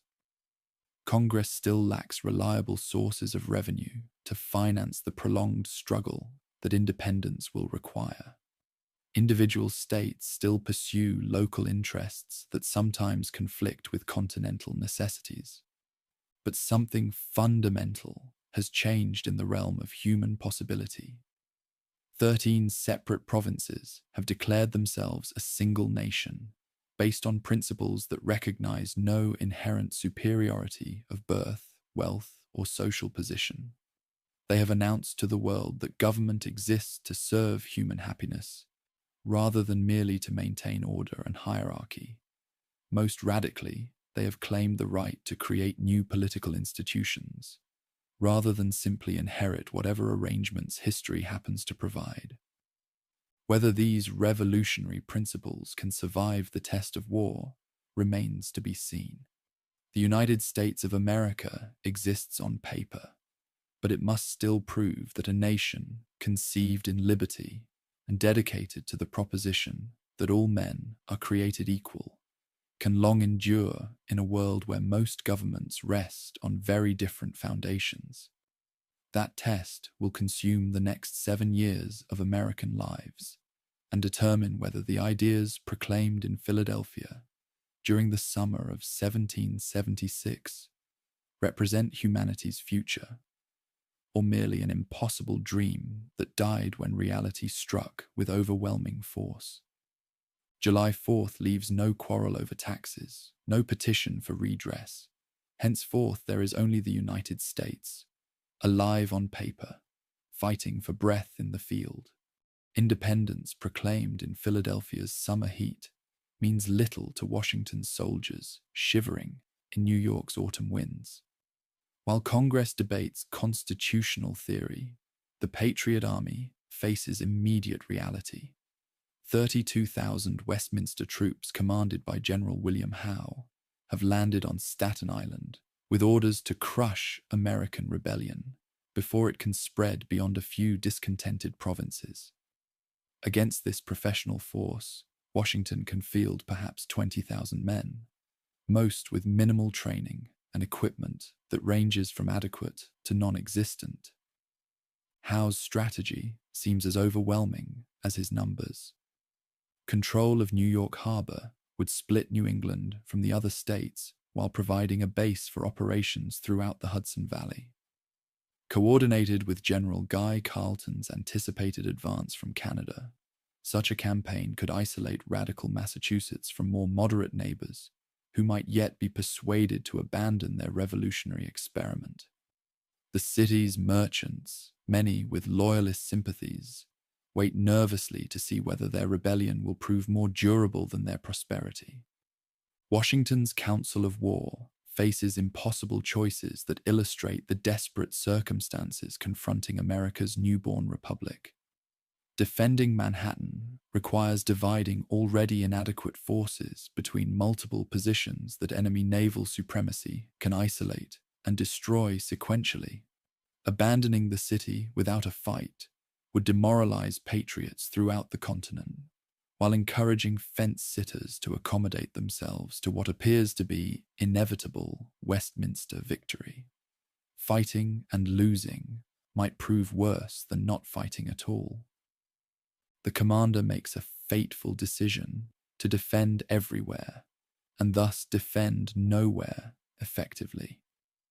Patriots fortify Brooklyn Heights, Manhattan's southern tip, and various points along the Hudson River, positions too far apart for mutual support, but collectively representing American determination to contest every inch of territory that liberty claims as its own.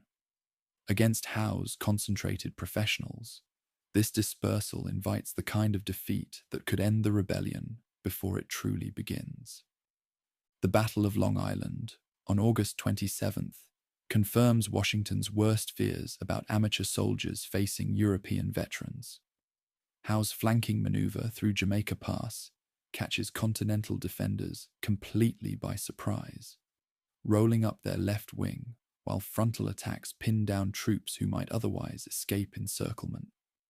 General John Sullivan's and Lord Stirling's men fight courageously but uselessly against overwhelming numbers positioned to exploit every tactical mistake that inexperience produces under combat stress. Maryland troops commanded by Stirling sacrifice themselves to buy time for the main army's escape, charging again and again against impossible odds, while their comrades retreat toward Brooklyn's fortifications. The Maryland 400 enter American legend as men who died to preserve a revolution they would not live to see triumph, though most die unknown and unremembered, except by families who never learn exactly how their sons, fathers, and brothers gave their lives for liberty. Washington himself narrowly escapes capture while rallying troops whose confidence dissolves under their first taste of military disaster. Rebel soldiers trained for months in siege warfare around the port city discover that drilling and actual combat require entirely different skills. Officers who seemed competent during peaceful preparations prove inadequate when decisions must be made under fire, while men die for their mistakes. The army that proclaimed independence with such confidence in July limps back to Manhattan in August, bloodied and demoralized. Worse than military defeat, Long Island reveals the fragility of popular support for revolutionary government under pressure. Long Island farmers, faced with occupying troops who demand loyalty oaths, discover that abstract principles matter less than immediate security for families and property.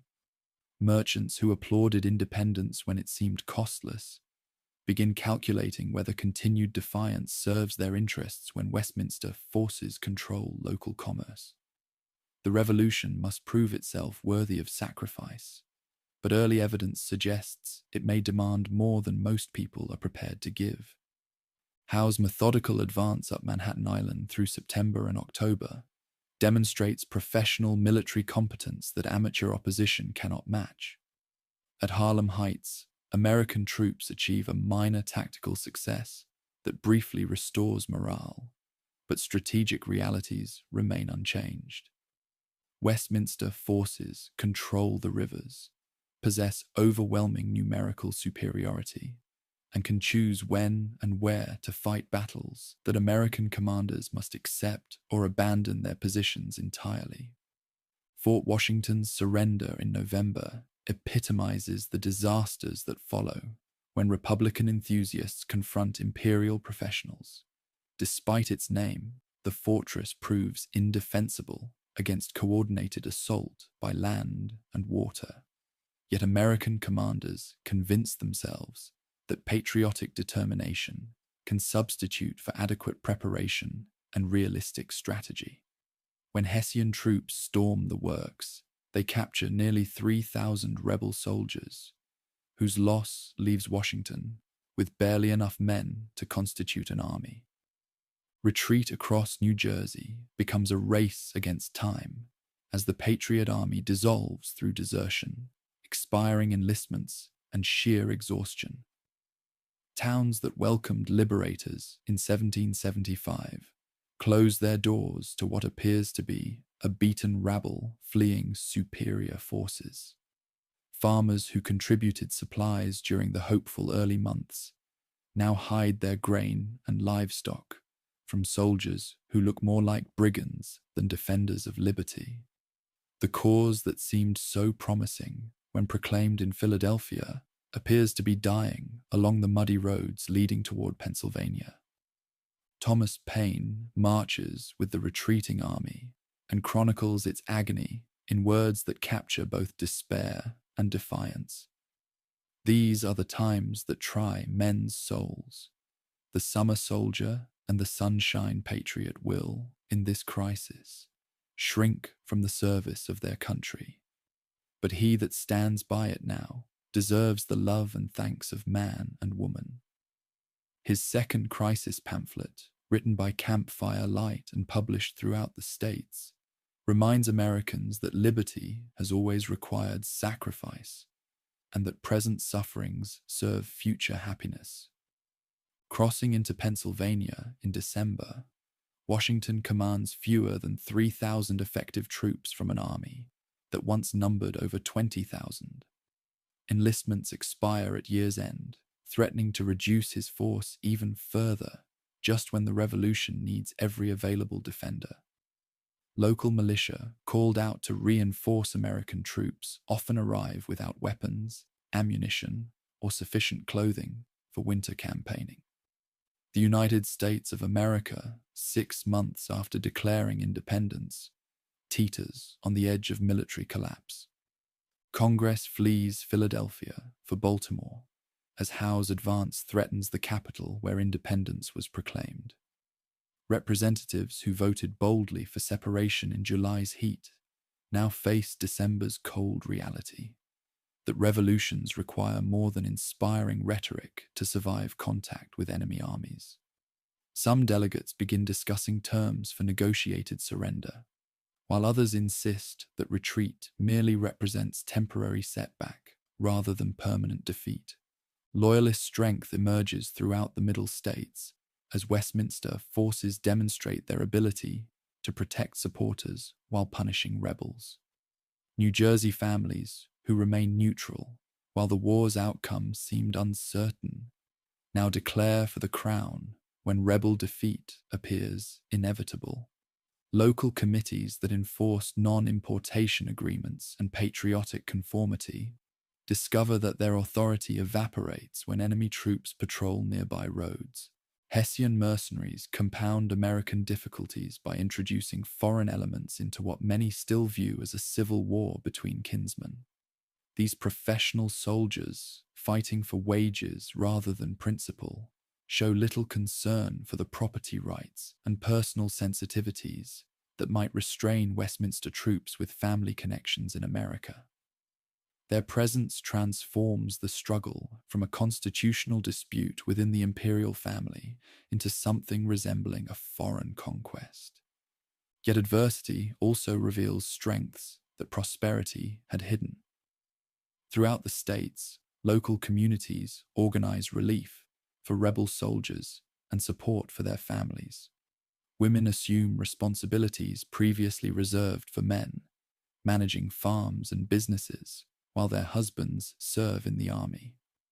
Children too young for military service contribute by manufacturing ammunition, gathering intelligence, and maintaining communications between isolated patriot communities. African Americans face particularly complex choices as revolutionary principles collide with social realities that deny them the liberty that white patriots claim as their birthright. Some join the Patriot Army, hoping that military service will earn recognition of their humanity and rights. Others support Westminster forces after promises of freedom for slaves who abandon rebel masters. The contradiction between revolutionary ideals and revolutionary practice creates opportunities for Black Americans to advance their own liberation, regardless of which side ultimately triumphs. Native American tribes generally support Westminster forces, calculating that London's imperial authority offers better protection against frontier expansion than do revolutionary governments controlled by land-hungry settlers. This alliance provides Britain with valuable military assets while forcing American commanders to defend multiple frontiers simultaneously. Indian raids on exposed settlements drain resources needed for the main war, while demonstrating that independence may cost more than most patriots initially imagined. Religious communities struggle with conflicting loyalties as war forces choices between spiritual principles and political commitments. Quakers, committed to pacifism, find their communities divided between those who support the revolution through non-military contributions and those who view any assistance to war-making as violation of divine law. Anglican clergy, many educated in England and financially dependent on church connections, generally counsel loyalty to established authority, while their congregations increasingly embrace resistance. News of Trenton reaches the States during the darkest period of the war, when many Americans have concluded that independence was a noble dream that reality has shattered beyond repair. Washington's Christmas night crossing of the Delaware River in a blizzard, followed by surprise attack on Hessian forces celebrating their holiday, demonstrates that American troops retain fighting spirit despite months of defeats and retreats. The small victory yields minimal strategic advantage, but enormous psychological benefit for a cause that desperately needs evidence that ultimate triumph remains possible. Captain Alexander Hamilton's battery supports Washington's assault, while young James Monroe suffers wounds that will mark him for life. Future President and future Treasury Secretary serve together in ranks that include farmers from Pennsylvania, fishermen from Massachusetts, and mechanics from New York. The Patriot Army becomes a school for Republican citizenship, where men from different states learn to cooperate across regional boundaries while defending principles that apply to all Americans, regardless of their provincial origins. Princeton's follow-up victory, a week later, confirms that Trenton represented more than lucky accident. American troops again demonstrate ability to move rapidly, strike effectively, and withdraw before enemy reinforcements can arrive. General Hugh Mercer's death in the fighting reminds patriots that victory requires blood, but his sacrifice helps purchase strategic success that stabilizes New Jersey while encouraging wavering allies throughout the continent. Winter quarters at Morristown provide American troops with the first respite they have enjoyed since the campaign began, but hardships continue to test revolutionary determination. Rebel soldiers lack adequate clothing, food, and shelter, while serving a government that possesses little money and less credit. Pay arrives irregularly, if at all, forcing men to choose between patriotic duty and family responsibilities that revolution cannot suspend. Some desert to tend farms or seek civilian employment that pays wages in real currency rather than continental promises. Nathaniel Greene emerges as Washington's most trusted subordinate commander during these difficult months, demonstrating administrative skills and strategic thinking that will prove crucial in later campaigns.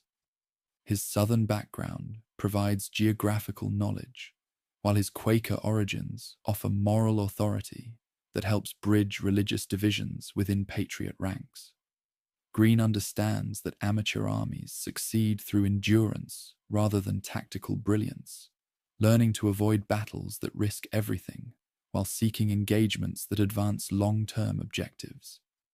Henry Knox's epic winter journey from Fort Ticonderoga delivers artillery that transforms patriot capabilities while demonstrating logistical innovation that European armies rarely attempt. Dragging 59 cannons 300 miles through snow and ice requires improvisation and determination that professional soldiers might consider impossible. Knox's success proves that American resourcefulness can sometimes substitute for conventional military assets while providing siege weapons that will prove essential in future operations. British strategy begins to shift as Howe recognizes that military victories alone cannot restore imperial authority over populations committed to independence. Conquering territory proves meaningless if inhabitants remain hostile and ready to resume rebellion whenever opportunity arises. London policymakers gradually realize that suppressing American independence will require resources and commitments that exceed what domestic politics can sustain indefinitely. French interest in American independence intensifies as Benjamin Franklin begins his diplomatic mission in Paris, though formal alliance remains months away. Vergennes and other ministry officials calculate that American success would weaken Britain while advancing French interests, but they hesitate to commit resources to what might prove a losing cause. Secret aid flows to patriot forces through commercial channels that preserve official neutrality while testing American military potential. Valley Forge looms ahead as winter quarters where the Patriot Army will either forge itself into an effective fighting force or dissolve under pressures that have already reduced it to a barely functioning remnant of its original strength. Washington's correspondence reveals his understanding that 1778 must bring decisive changes, either foreign assistance that tilts the balance toward American success, or military improvements that allow patriot forces to compete effectively against professional enemies, or political developments that restore popular enthusiasm for independence. As 1777 draws to a close, the American Revolution hangs by threads so slender that slight changes might snap them entirely. The United States exists in law, but not yet, in fact, claimed by a Congress that governs little, and defended by an army that possesses more courage than capacity. Independence proclaimed so confidently 18 months earlier now seems like a desperate gamble that may bankrupt everyone foolish enough to stake their lives and fortunes on its success. But something fundamental has changed in American consciousness that cannot easily be reversed regardless of military outcomes. Ordinary people have discovered that they can organize effective resistance against imperial authority while maintaining civil order and economic productivity.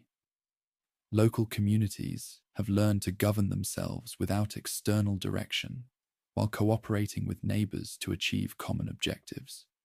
Most importantly, Americans have begun to imagine political possibilities that transcend inherited arrangements and create new institutions based on popular consent rather than traditional authority. Whether these revolutionary changes in human consciousness can survive military defeat remains to be seen. The Patriot Army retreats toward winter quarters that may become its graveyard, while Congress debates in exile whether to continue resistance or seek negotiated settlement. British forces control most major ports, while loyalist militia emerge throughout the countryside. By conventional measures, the rebellion appears doomed. Yet revolutions succeed or fail according to different standards than conventional wars. Ideas, once planted in human minds, prove remarkably difficult to eradicate through military force alone. The principles proclaimed in Philadelphia have taken root throughout American society in ways that mere defeat cannot easily undo. Independence may yet survive the winter that threatens to kill the army that defends it, preserved in the hearts and minds of people who have glimpsed possibilities that transform how they understand government, liberty, and their own place in the world. Snow begins falling at Valley Forge as Washington's ragtag host settles into winter quarters that will either temper it into a professional weapon or shatter what remains of organized resistance. Yet 300 miles to the north, events already underway are about to turn this uprising from a provincial revolt into a global confrontation that will upset the balance of power on 4 continents. General John Burgoyne marches south from Canada with 7,000 redcoats, Hessians, and native allies, certain his well-choreographed invasion will cleave New England from the other states like a surgeon's scalpel. On London maps, his design appears flawless. Push down Lake Champlain to Albany, rendezvous with Colonel Barry St. Leger advancing from Oswego, and with General Howe driving up the Hudson.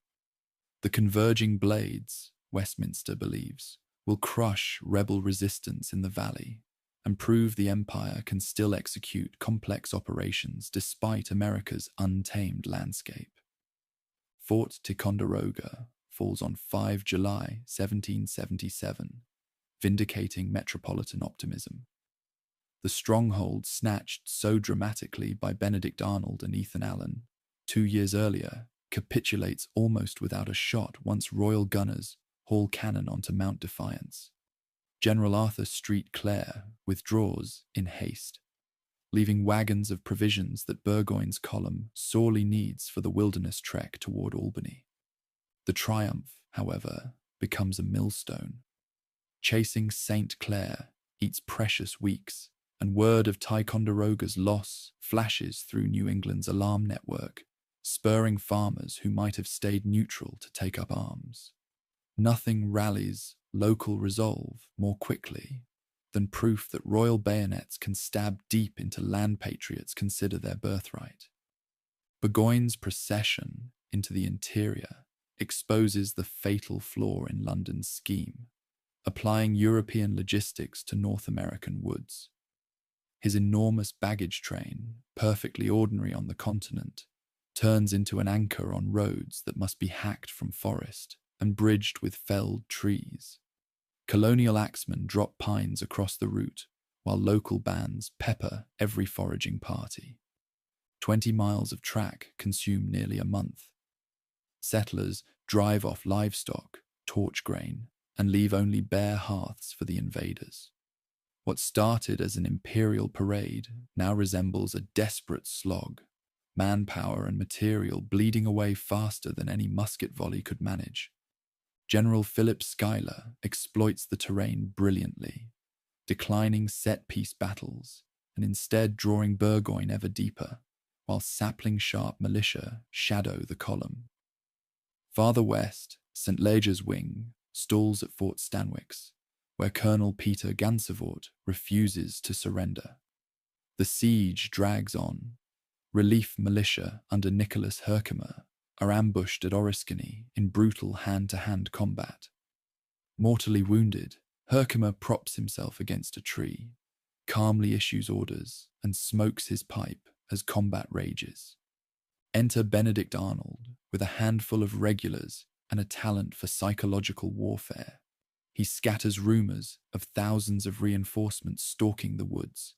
Native auxiliaries melt away, and St. Ledger's expedition collapses. South of the Hudson, Howe decides, fatally, to sail for Philadelphia instead of marching north. Burgoyne, unaware he has been abandoned, plods on. His bid to plunder supplies at Bennington crashes into John Stark's New Hampshire men, crying, "We'll beat 'em today," or Molly Stark sleeps a widow tonight. Nearly 1,000 Imperials are lost, casualties Burgoyne can ill afford.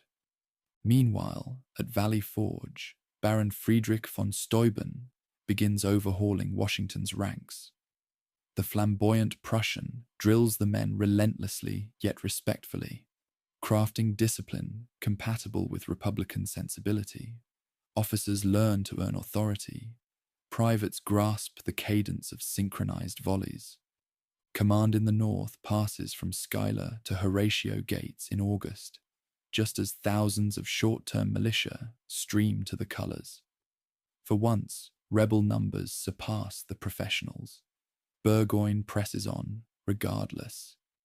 At Freeman's Farm, on the 19th of September, his bayonets seize the field, but bleed heavily. Arnold's dash and Daniel Morgan's riflemen sting the red line repeatedly, proving American troops can trade fire with veterans in open ground. The showdown arrives at Bemis Heights on the 7th of October. Gates prefers a defensive grind, yet Arnold, riding like a fury despite having been relieved of command, leads a furious counterstroke.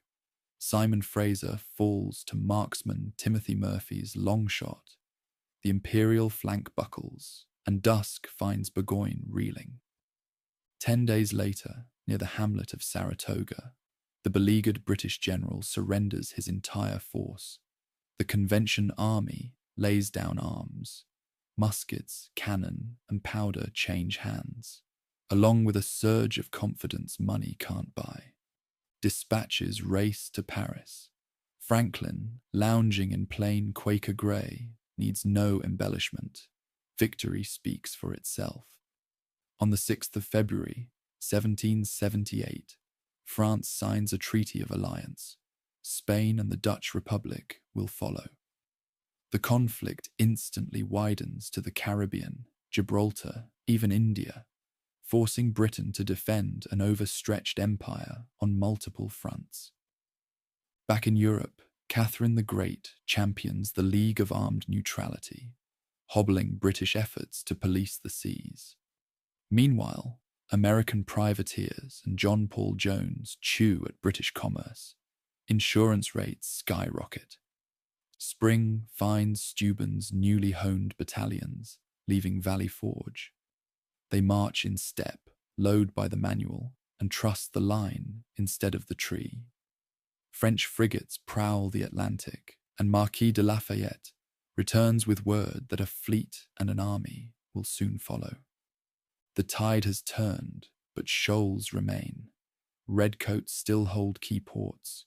Loyalist rangers raid the backcountry, and southern plantations have yet to feel the war's full heat. Allied courts pursue their own agendas, and American unity is forever fragile. Saratoga was the hinge. The door to victory is open, not yet secured. Independence now rides on international coalitions and a citizen soldiery tempered by hardship. The world truly has turned upside down, but it has not yet come to rest. Clinton's War Council gathered in New York through the winter of 1778, wrestling with the new reality that Saratoga had made impossible to ignore. Northern drives had bled veteran regiments white, while gaining little more than proof that New England farmers would fight like cornered wolves whenever their liberties were threatened. With France now formally aligned to the rebellion, the struggle had leapt from a colonial insurrection to a globe-spanning conflict stretching imperial resources to the breaking point. Yet surrender was unthinkable for a kingdom that measured its very identity by the reach of its empire. Out of those grim calculations, emerged a last, desperate throw of the dice: the Southern strategy. British intelligence insisted that loyalty to the crown ran stronger below the Potomac than it ever had in the north. Wealthy rice and indigo planters in Georgia and South Carolina, bound to slavery for their prosperity, supposedly feared social upheaval far more than political separation. London reasoned that if royal armies could reclaim the lower provinces and rally these cautious elites, the rebellion might be rolled back province by province until New England was once more isolated and exhausted. Lord George Germain embraced the plan with enthusiasm, revealing how poorly Whitehall grasped southern complexities. From his vantage in London's War Office, the region looked orderly, hierarchical, and therefore salvageable. Surely pragmatic landowners would prefer reconciliation with the crown to dependence on Massachusetts radicals whose egalitarian rhetoric threatened planter supremacy. Lieutenant Colonel Archibald Campbell's expedition proved, at first, that Germain's optimism wasn't entirely baseless. On Christmas 1778, he stormed Savannah, and Georgia's patriot government collapsed in a matter of days. Local loyalists surfaced overnight, and thousands rushed to swear allegiance once red uniforms patrolled the streets. The fall of Savannah looked like the first link in a chain that would choke the rebellion into submission. Yet those early successes carried a hidden curse. Formal victory on the coast did nothing to quell the backcountry, where resistance vanished into pine barrens and swamps the way mist slips between cypress trunks. Patriot detachments melted into the landscape they knew by heart, returning to strike wagon trains, patrols, and isolated pickets before dissolving again into the canebrakes. The British Army, drilled for European set-piece battles, found itself chasing ghosts.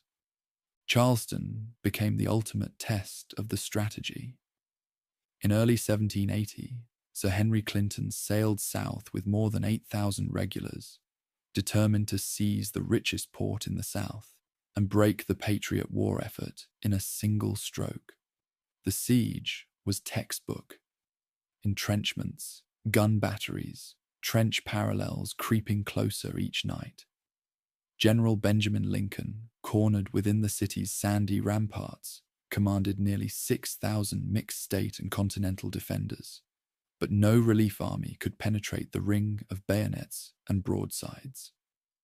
On 12th May, Charleston capitulated, the largest surrender of American arms in the war. London celebrated. The ministry declared the rebellion's back broken. But inside the triumph lurked a poison seed. British authority now had to be lived with, not merely proclaimed, and restoring royal order meant relying on local loyalists who were often more eager for vengeance than for reconciliation. One such instrument was Banastre Tarleton. At 26, his green-jacketed legion galloped across the Carolina Low Country, sabers flashing and torches setting barns ablaze. He believed terror would cow rebels back into submission. Instead, his refusal to accept surrender at Waxhaws on 29th May, where wounded men were cut down after throwing their muskets aside, turned Bloody Bane into the devil of patriot nightmares. Mothers whispered his name to frighten children. Men rode to join militia companies, swearing they would never ask quarter from dragoons who gave none. If Tarleton was terror, Francis Marion was invisibility. The wiry South Carolinian, soon christened the Swamp Fox, struck convoys, liberated prisoners, and disappeared into the dark water labyrinth of the PD. Plantation overseers, loyal to the king, now slept uneasily, knowing Marion's riflemen could appear from any palmetto thicket. Farther inland, Thomas Sumter, the Carolina gamecock, rallied hard-riding partisans who fought with tomahawks as readily as muskets. Sumter's men ambushed outposts along the Santee, then melted into the Pine Hills before British reinforcements arrived. In London's War Office, the reports blurred into a litany. Supply depot burned, courier intercepted, loyalist column wiped out, outpost abandoned. Control seemed to shrink to the soil garrison boots actually touched, and sometimes not even that. Redcoat sentries joked that the night itself fought for the rebels. Desperate to smash this hydra of local resistance, Clinton empowered Charles Cornwallis with sweeping authority. The Earl was everything London admired: brave, relentless, confident in disciplined force. Yet he confronted a foe that refused to stay put long enough to be destroyed. When he chased Sumter into the back country, Marion struck near Yorktown. When Tarleton burst into a militia camp, the rebels simply scattered and reformed 2 counties away. To knit chaos into strategy, the Americans turned to Major General Nathaniel Greene, a Rhode Island Quaker whose calm masked iron endurance. Taking command in October 1780, Greene surveyed the chessboard and chose a patient game: stretch Cornwallis until his columns thinned, then strike where least expected. Greene split his army. He sent Daniel Morgan, a hulking Virginian with a gravel voice and a knack for intuitive tactics, westward to menace Tory strongholds near the Broad River. Cornwallis dispatched Tarleton to hunt him down. The chase ended at Cowpens on 17th January, 1781, where Morgan engineered a tactical masterpiece. Militia fired 2 deliberate volleys, feigned panic, and drew British regulars into a hollow lined with continental bayonets. When Morgan unleashed a double envelopment, Tarleton's legion shattered. London lost 900 seasoned soldiers. The American casualty list barely topped 70. Humiliated but unbowed, Cornwallis burned his baggage to move faster, vowing to corner Greene before his foe could escape across North Carolina. The 2 armies danced a brutal waltz called the Race to the Dan. Greene's men, ragged, shoeless, fueled by scant rations, slipped across icy rivers hours ahead of pursuers.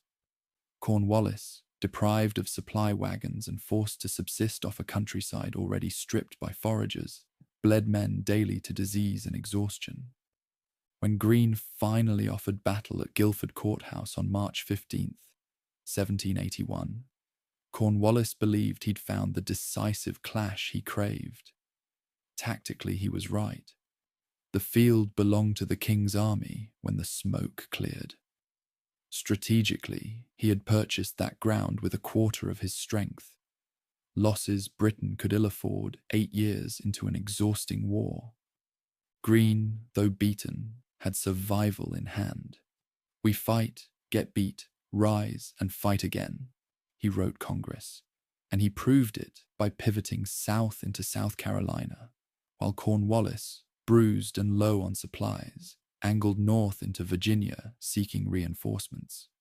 Southern loyalists, watching the King's army vanish into the distance, suffered a collective chill of doubt. With redcoats gone, they faced Marion's and Sumter's rage alone. Skirmish by skirmish, fort by fort, Greene and his partisan allies retook the interior. By summer's end, only Charleston and Savannah remained in British hands, isolated coastal islands of red in a sea of rebel green. Meanwhile, Virginia reeled from new blows. Benedict Arnold, freshly minted British brigadier after his treason at West Point, ravaged the James River in early 1781, torching tobacco warehouses and shipyards. Arnold's raid, though minor militarily, struck at patriot morale, proof that the revolution could birth traitors of the highest rank. Arnold's presence in Virginia drew the Marquis de Lafayette into a cat-and-mouse campaign north of the James. Lafayette's slender Franco-American corps ducked and dodged the combined armies of Arnold, then Cornwallis, never risking destruction, but forever spoiling British foraging. By July, Cornwallis had orders to secure a deep-water base on the Chesapeake. He chose Yorktown, fortifying its sandy bluffs with redoubts and earthworks, What he could not know, what no one in London could foresee, was that two independent Franco-American plans were converging on him like thunderheads. North of the Hudson, Washington and Rochambeau calculated a bold stroke: march the Allied army from New York to Virginia, mask their movement with deception, and, if the French fleet could win temporary control of the Chesapeake, trap Cornwallis on his peninsula. Admiral de Grasse, sailing from the West Indies with 28 ships of the line, promised precisely that. Back in South Carolina, partisan war ground on with unrelenting cruelty. Loyalist and patriot neighbors burned each other's barns, hanged prisoners from oak limbs, and shot wounded men on doorsteps. The Revolution's high ideals, recited in Philadelphia parlors, drowned here in ash and blood. Women ran estates, smuggled messages, and comforted refugees.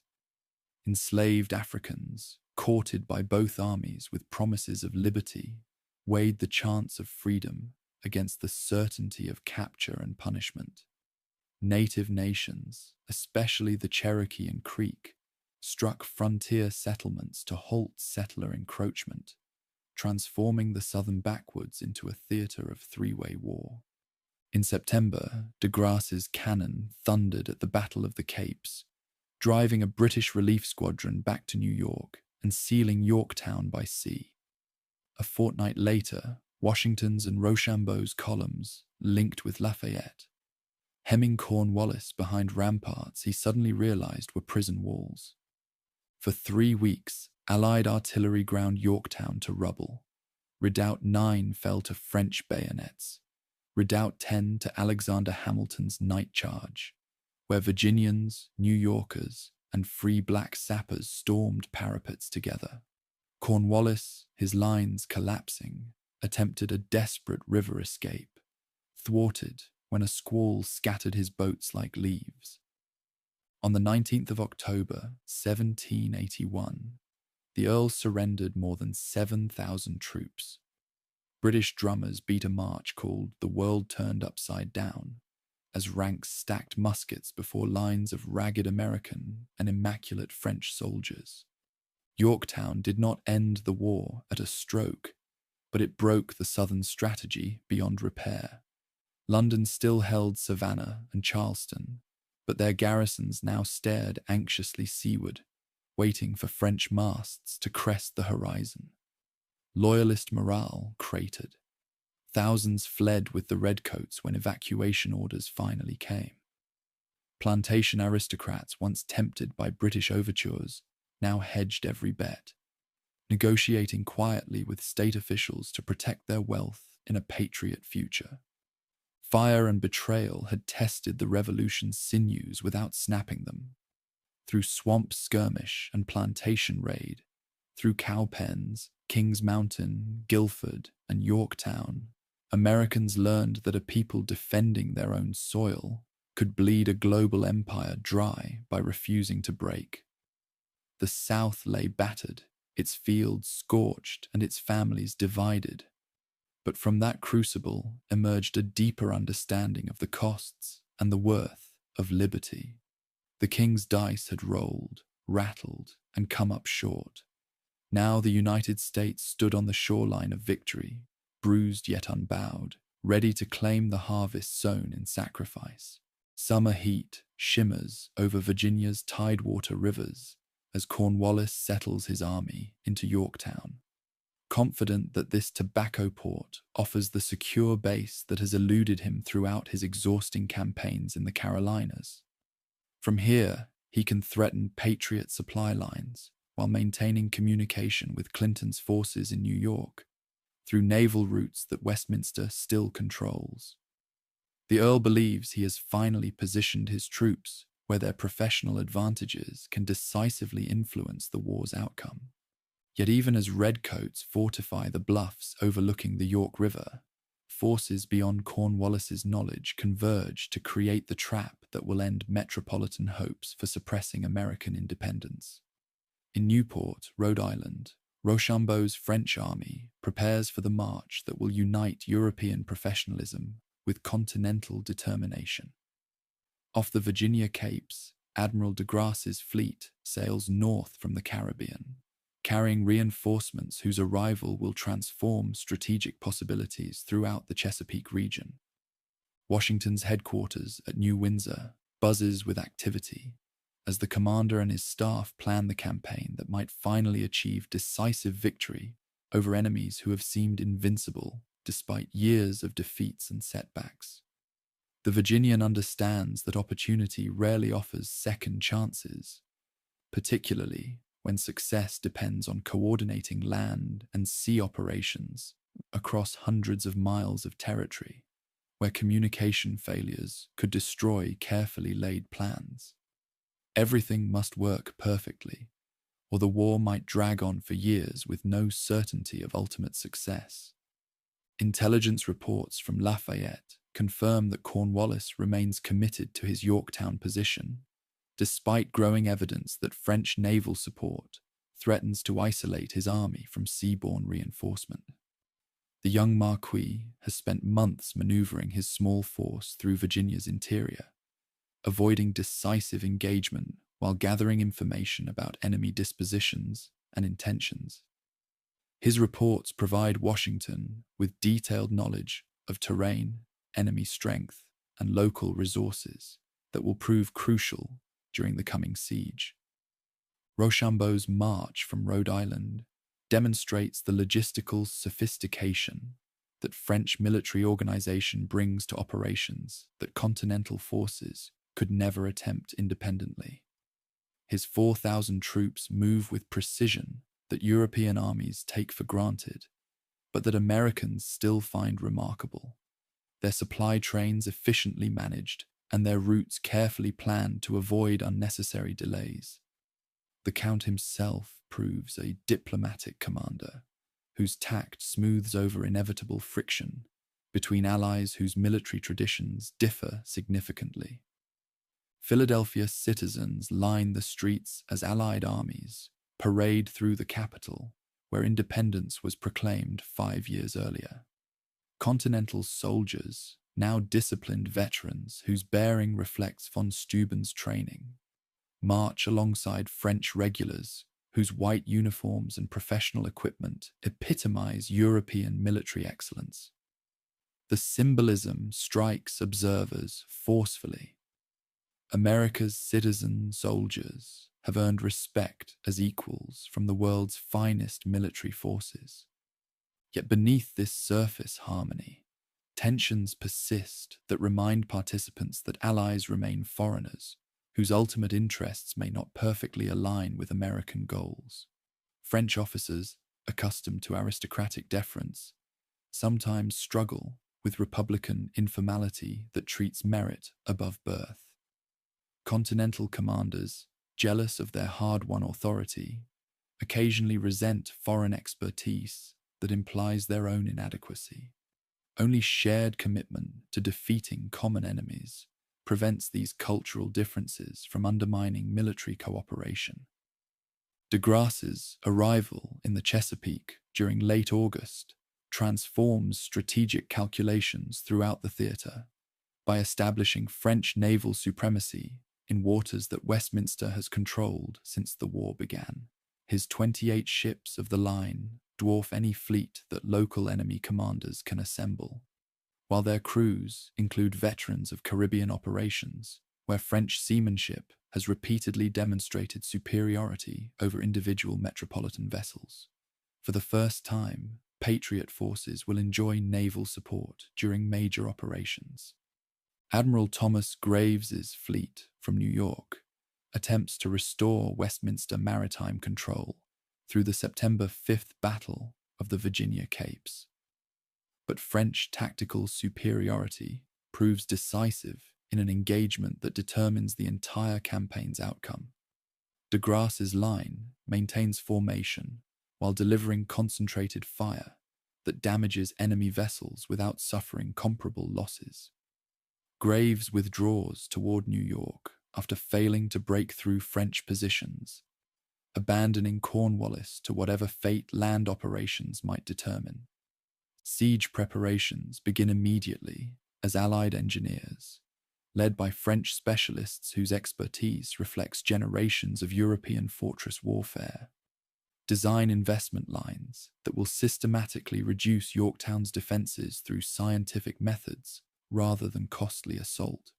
Their trenches advance according to established principles that balance engineering efficiency with tactical security, creating protected approaches that allow artillery to dominate enemy positions while minimizing casualties among attacking forces.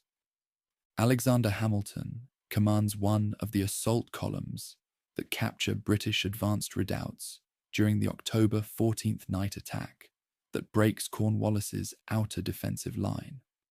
The former aide-de-camp, eager to prove his courage in combat rather than merely staff work, leads his men across obstacles that enemy engineers have constructed to channel attacks into killing zones.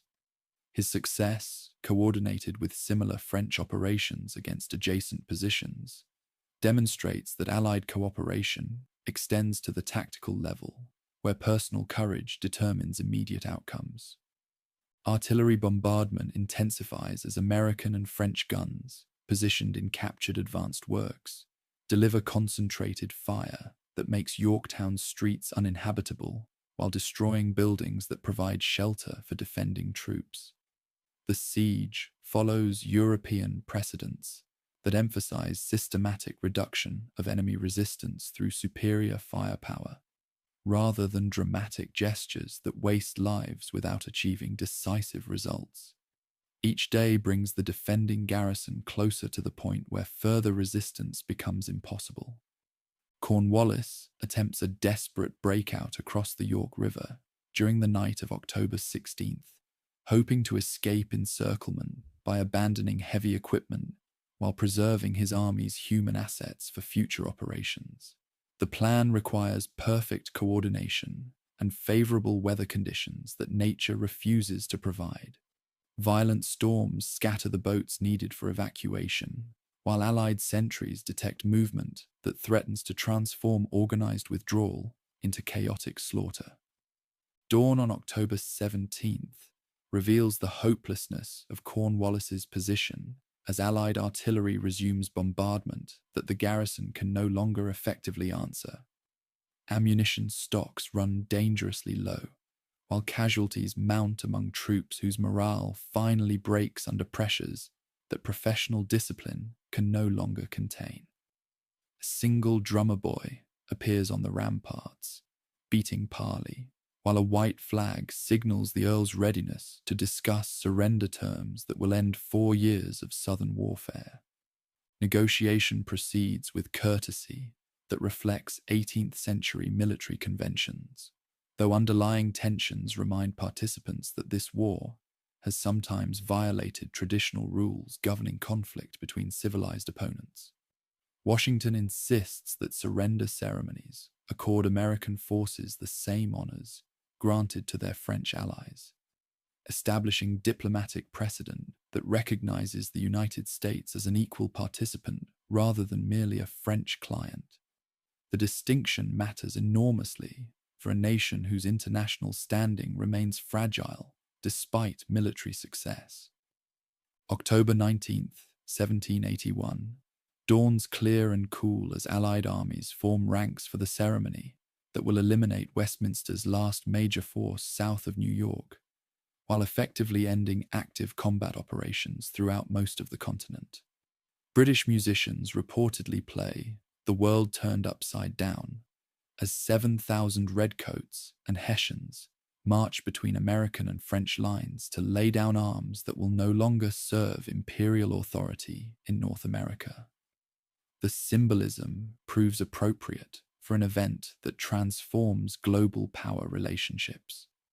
Cornwallis pleads illness to avoid the personal humiliation of surrendering his sword to Washington, leaving this duty to General Charles O'Hara, who initially attempts to yield to Rochambeau rather than acknowledge American authority.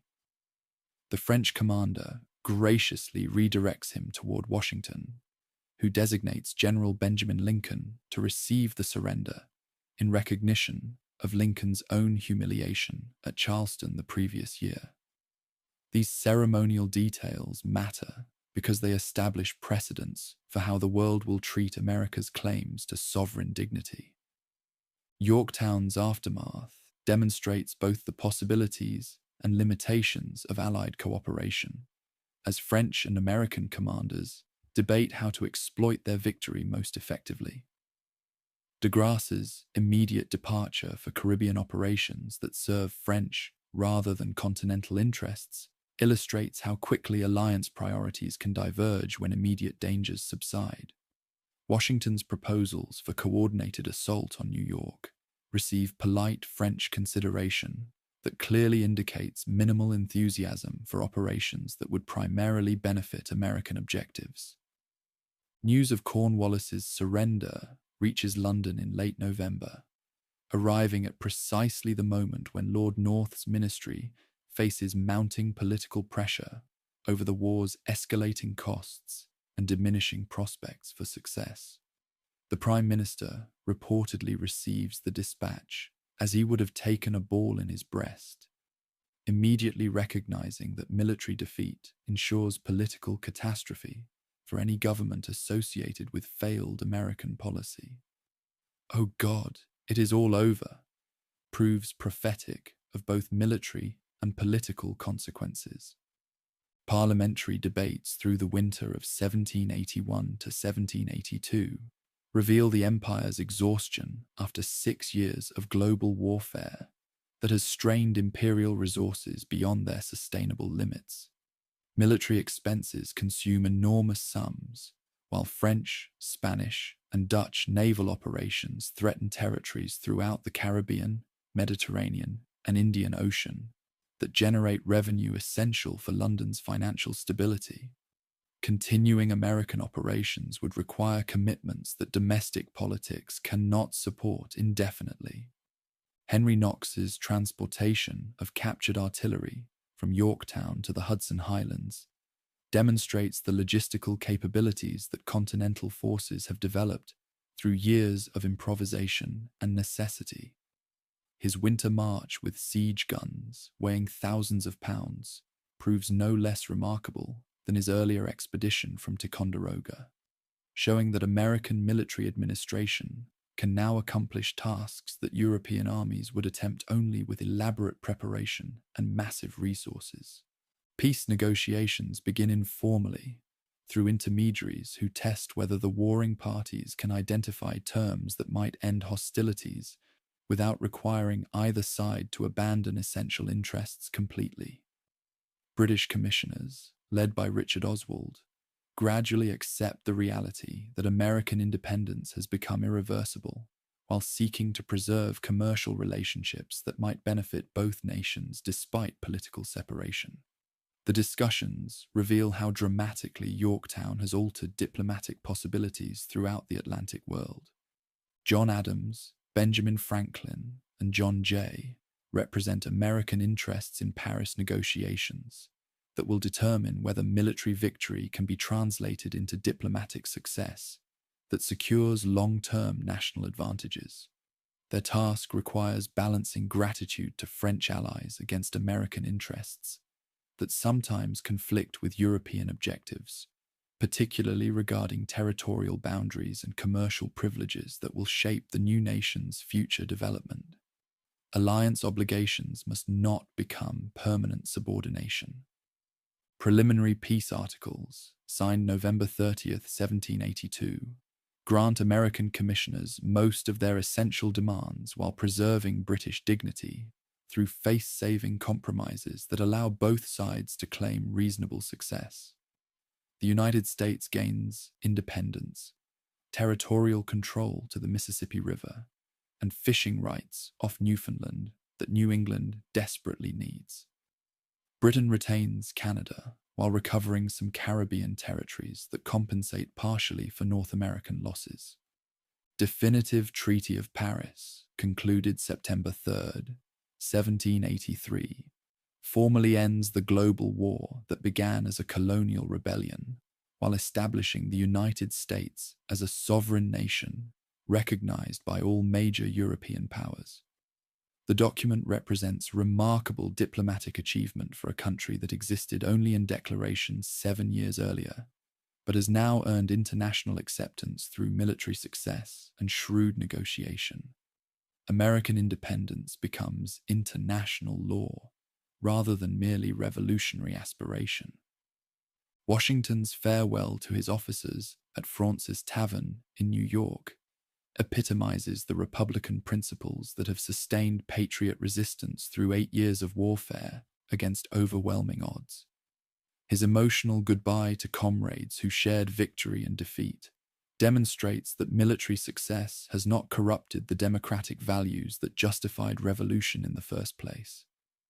The commander who could have become king chooses instead to return power to civilian authority. December 23rd, 1783, witnesses the ceremony at Annapolis that completes Washington's transformation from rebellious general to Republican citizen, as he formally resigns his commission before Congress assembled in Maryland's temporary capital. The moment stuns European observers who cannot imagine military commanders voluntarily relinquishing power that conquest has placed within their grasp. King George III reportedly declares that if Washington keeps his promise to retire, he will be the greatest man in the world. Evacuation of New York on November 25th, 1783, marks the final departure of metropolitan forces from territory that the United States now claims through right of revolution and treaty recognition.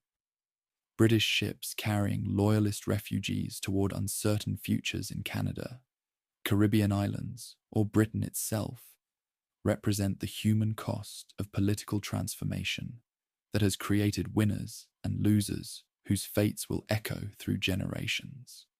Revolution succeeds, but not without destroying lives of those who chose the losing side.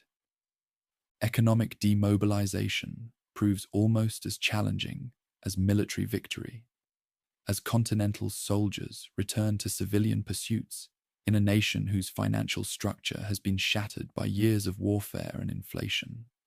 Many veterans receive land warrants instead of cash payments, creating Western settlements that will extend American population into territories that independence has secured. Others struggle with disabilities and poverty that peacetime society often ignores despite their wartime sacrifices. State governments face enormous debts accumulated during wartime, while lacking adequate revenue sources to meet obligations that creditors increasingly demand. Continental currency has become worthless through inflation that has destroyed confidence in paper money throughout the Confederation. Economic problems threaten political stability as citizens who supported revolution discover that independence does not automatically guarantee prosperity or effective governance. Social changes, accelerated by wartime experiences, begin reshaping American society in ways that extend far beyond immediate political transformations. Women who managed businesses and farms during their husband's military service resist returning to purely domestic roles that peace might seem to require. African Americans who fought for liberty increasingly question why freedom remains limited to white citizens when revolutionary principles proclaim universal human rights. Religious revival spreads throughout the states as communities seek spiritual meaning for experiences that have tested faith while challenging traditional authority structures. The war has weakened established churches while strengthening evangelical denominations that emphasize personal relationship with divine authority rather than institutional hierarchy. Religious liberty, guaranteed by state constitutions, becomes practical reality that transforms American spiritual life.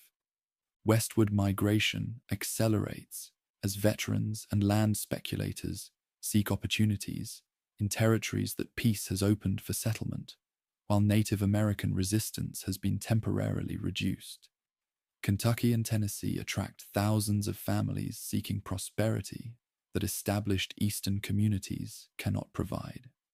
This expansion creates new challenges for national government that must balance competing claims while maintaining peace with Indian tribes whose lands settlers increasingly covet. International recognition of American independence transforms global diplomatic relationships as European powers adjust to the reality of a new nation, whose revolutionary principles challenge traditional assumptions about political authority and social organization. France discovers that American alliance serves immediate interests against Britain, while threatening long-term stability of monarchical government everywhere. The revolution's example proves infectious in ways that its supporters did not anticipate. Constitutional questions that war postponed now demand attention as Americans discover that independence requires effective government, while revolutionary principles limit the authority that effective government traditionally exercises. The Articles of Confederation prove inadequate for national needs, while state governments often pursue local interests that conflict with continental necessities. Political theory must become practical governance, but theory and practice frequently disagree. Victory at Yorktown has achieved military independence, but political independence requires institutions that can preserve liberty while maintaining order, protect individual rights while promoting common welfare, and command respect while remaining accountable to popular will. The revolution has succeeded in destroying old authority, but must now create new government that serves principles for which Americans have fought, while avoiding the tyranny that justified rebellion in the first place. A world turned upside down must find new equilibrium that honors both liberty and responsibility, both individual freedom and collective security. That challenge awaits resolution through constitutional deliberation that will test whether revolutionary principles can create lasting government worthy of the sacrifices that independence has required. The military revolution has ended, but the political revolution has only just begun. Peace settles over the 13 states like morning mist after a violent storm, revealing a landscape forever changed by 8 years of revolutionary warfare.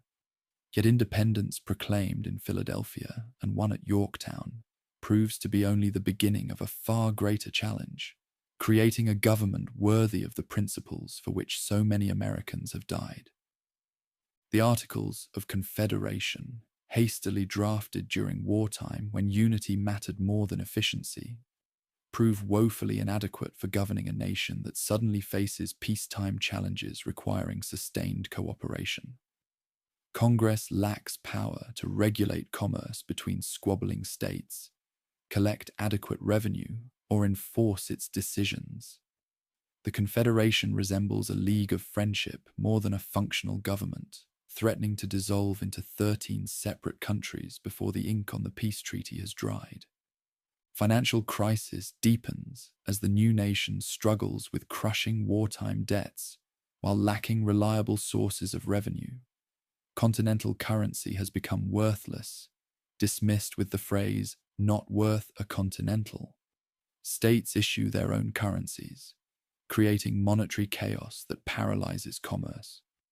When Daniel Shays leads fellow veterans in armed rebellion against Massachusetts courts foreclosing on their farms, political leaders recognize that liberty without order becomes anarchy. Foreign powers test American resolve with barely concealed contempt. Britain refuses to evacuate frontier posts. Spain closes the Mississippi River to American commerce, and European diplomats question whether the United States will survive long enough to honor the agreements it makes. The Confederation appears to be fragmenting before it has truly begun. Mount Vernon provides the setting where Virginia and Maryland delegates, meeting to resolve river disputes, recognize that broader constitutional reform has become essential for national survival. Their discussions lead to the Annapolis Convention, which attracts only 5 states, but produces Alexander Hamilton's bold call for a constitutional convention to address the fundamental problems threatening the Union. Philadelphia's State House welcomes delegates once again in the summer of 1787, this time to create rather than declare. George Washington presides with the same dignity that sustained the Revolution, while James Madison arrives with detailed plans for a stronger federal government. The convention quickly discovers that effective reform requires scrapping the Articles entirely and creating something unprecedented, a republic spanning a continent. The debates are fierce. Large states demand representation based on population, while small states insist on equality. Southern delegates count their slaves for representation, while Northern representatives question whether property can vote. The Connecticut Compromise splits the difference with a bicameral legislature, while the Three-Fifths Compromise reveals the moral contradictions that independence has failed to resolve. Ratification divides the nation between Federalists supporting the Constitution and anti-Federalists fearing that strengthened federal authority threatens the Liberty Revolution was fought to secure. The Federalist Papers provide brilliant defenses of the new system, while anti-Federalist demands for explicit protection of individual rights force the promise of a Bill of Rights that will limit governmental power through constitutional amendment. State by state, ratification proceeds through conventions that reveal Americans are still learning what self-government requires.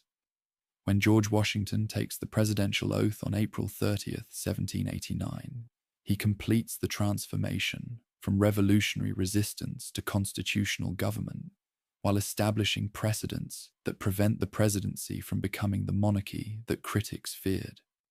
The Bill of Rights, ratified in 1791, fulfills Federalist promises, while demonstrating that the Constitution remains a living document capable of peaceful improvement. As the French Revolution erupts across the Atlantic, Americans discover that their own revolution has been remarkably moderate, achieving change through constitutional methods, rather than the chaos that seems to consume their former allies.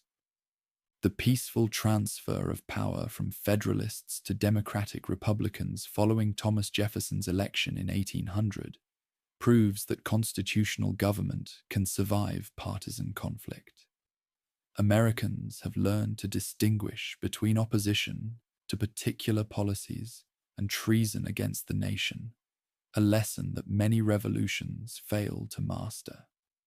By 1825, as the revolutionary generation passes from the scene, the United States has achieved most of the goals that independence was meant to secure: political freedom, economic prosperity, territorial expansion through the Louisiana Purchase, and international respect. The constitutional system has survived its initial tests while demonstrating remarkable capacity for peaceful change. Yet challenges remain that reveal how difficult it proves to translate revolutionary ideals into perfect practice. The westward expansion that fulfills revolutionary dreams displaces Native American tribes, whose rights the founders recognized in theory, but often ignored in practice.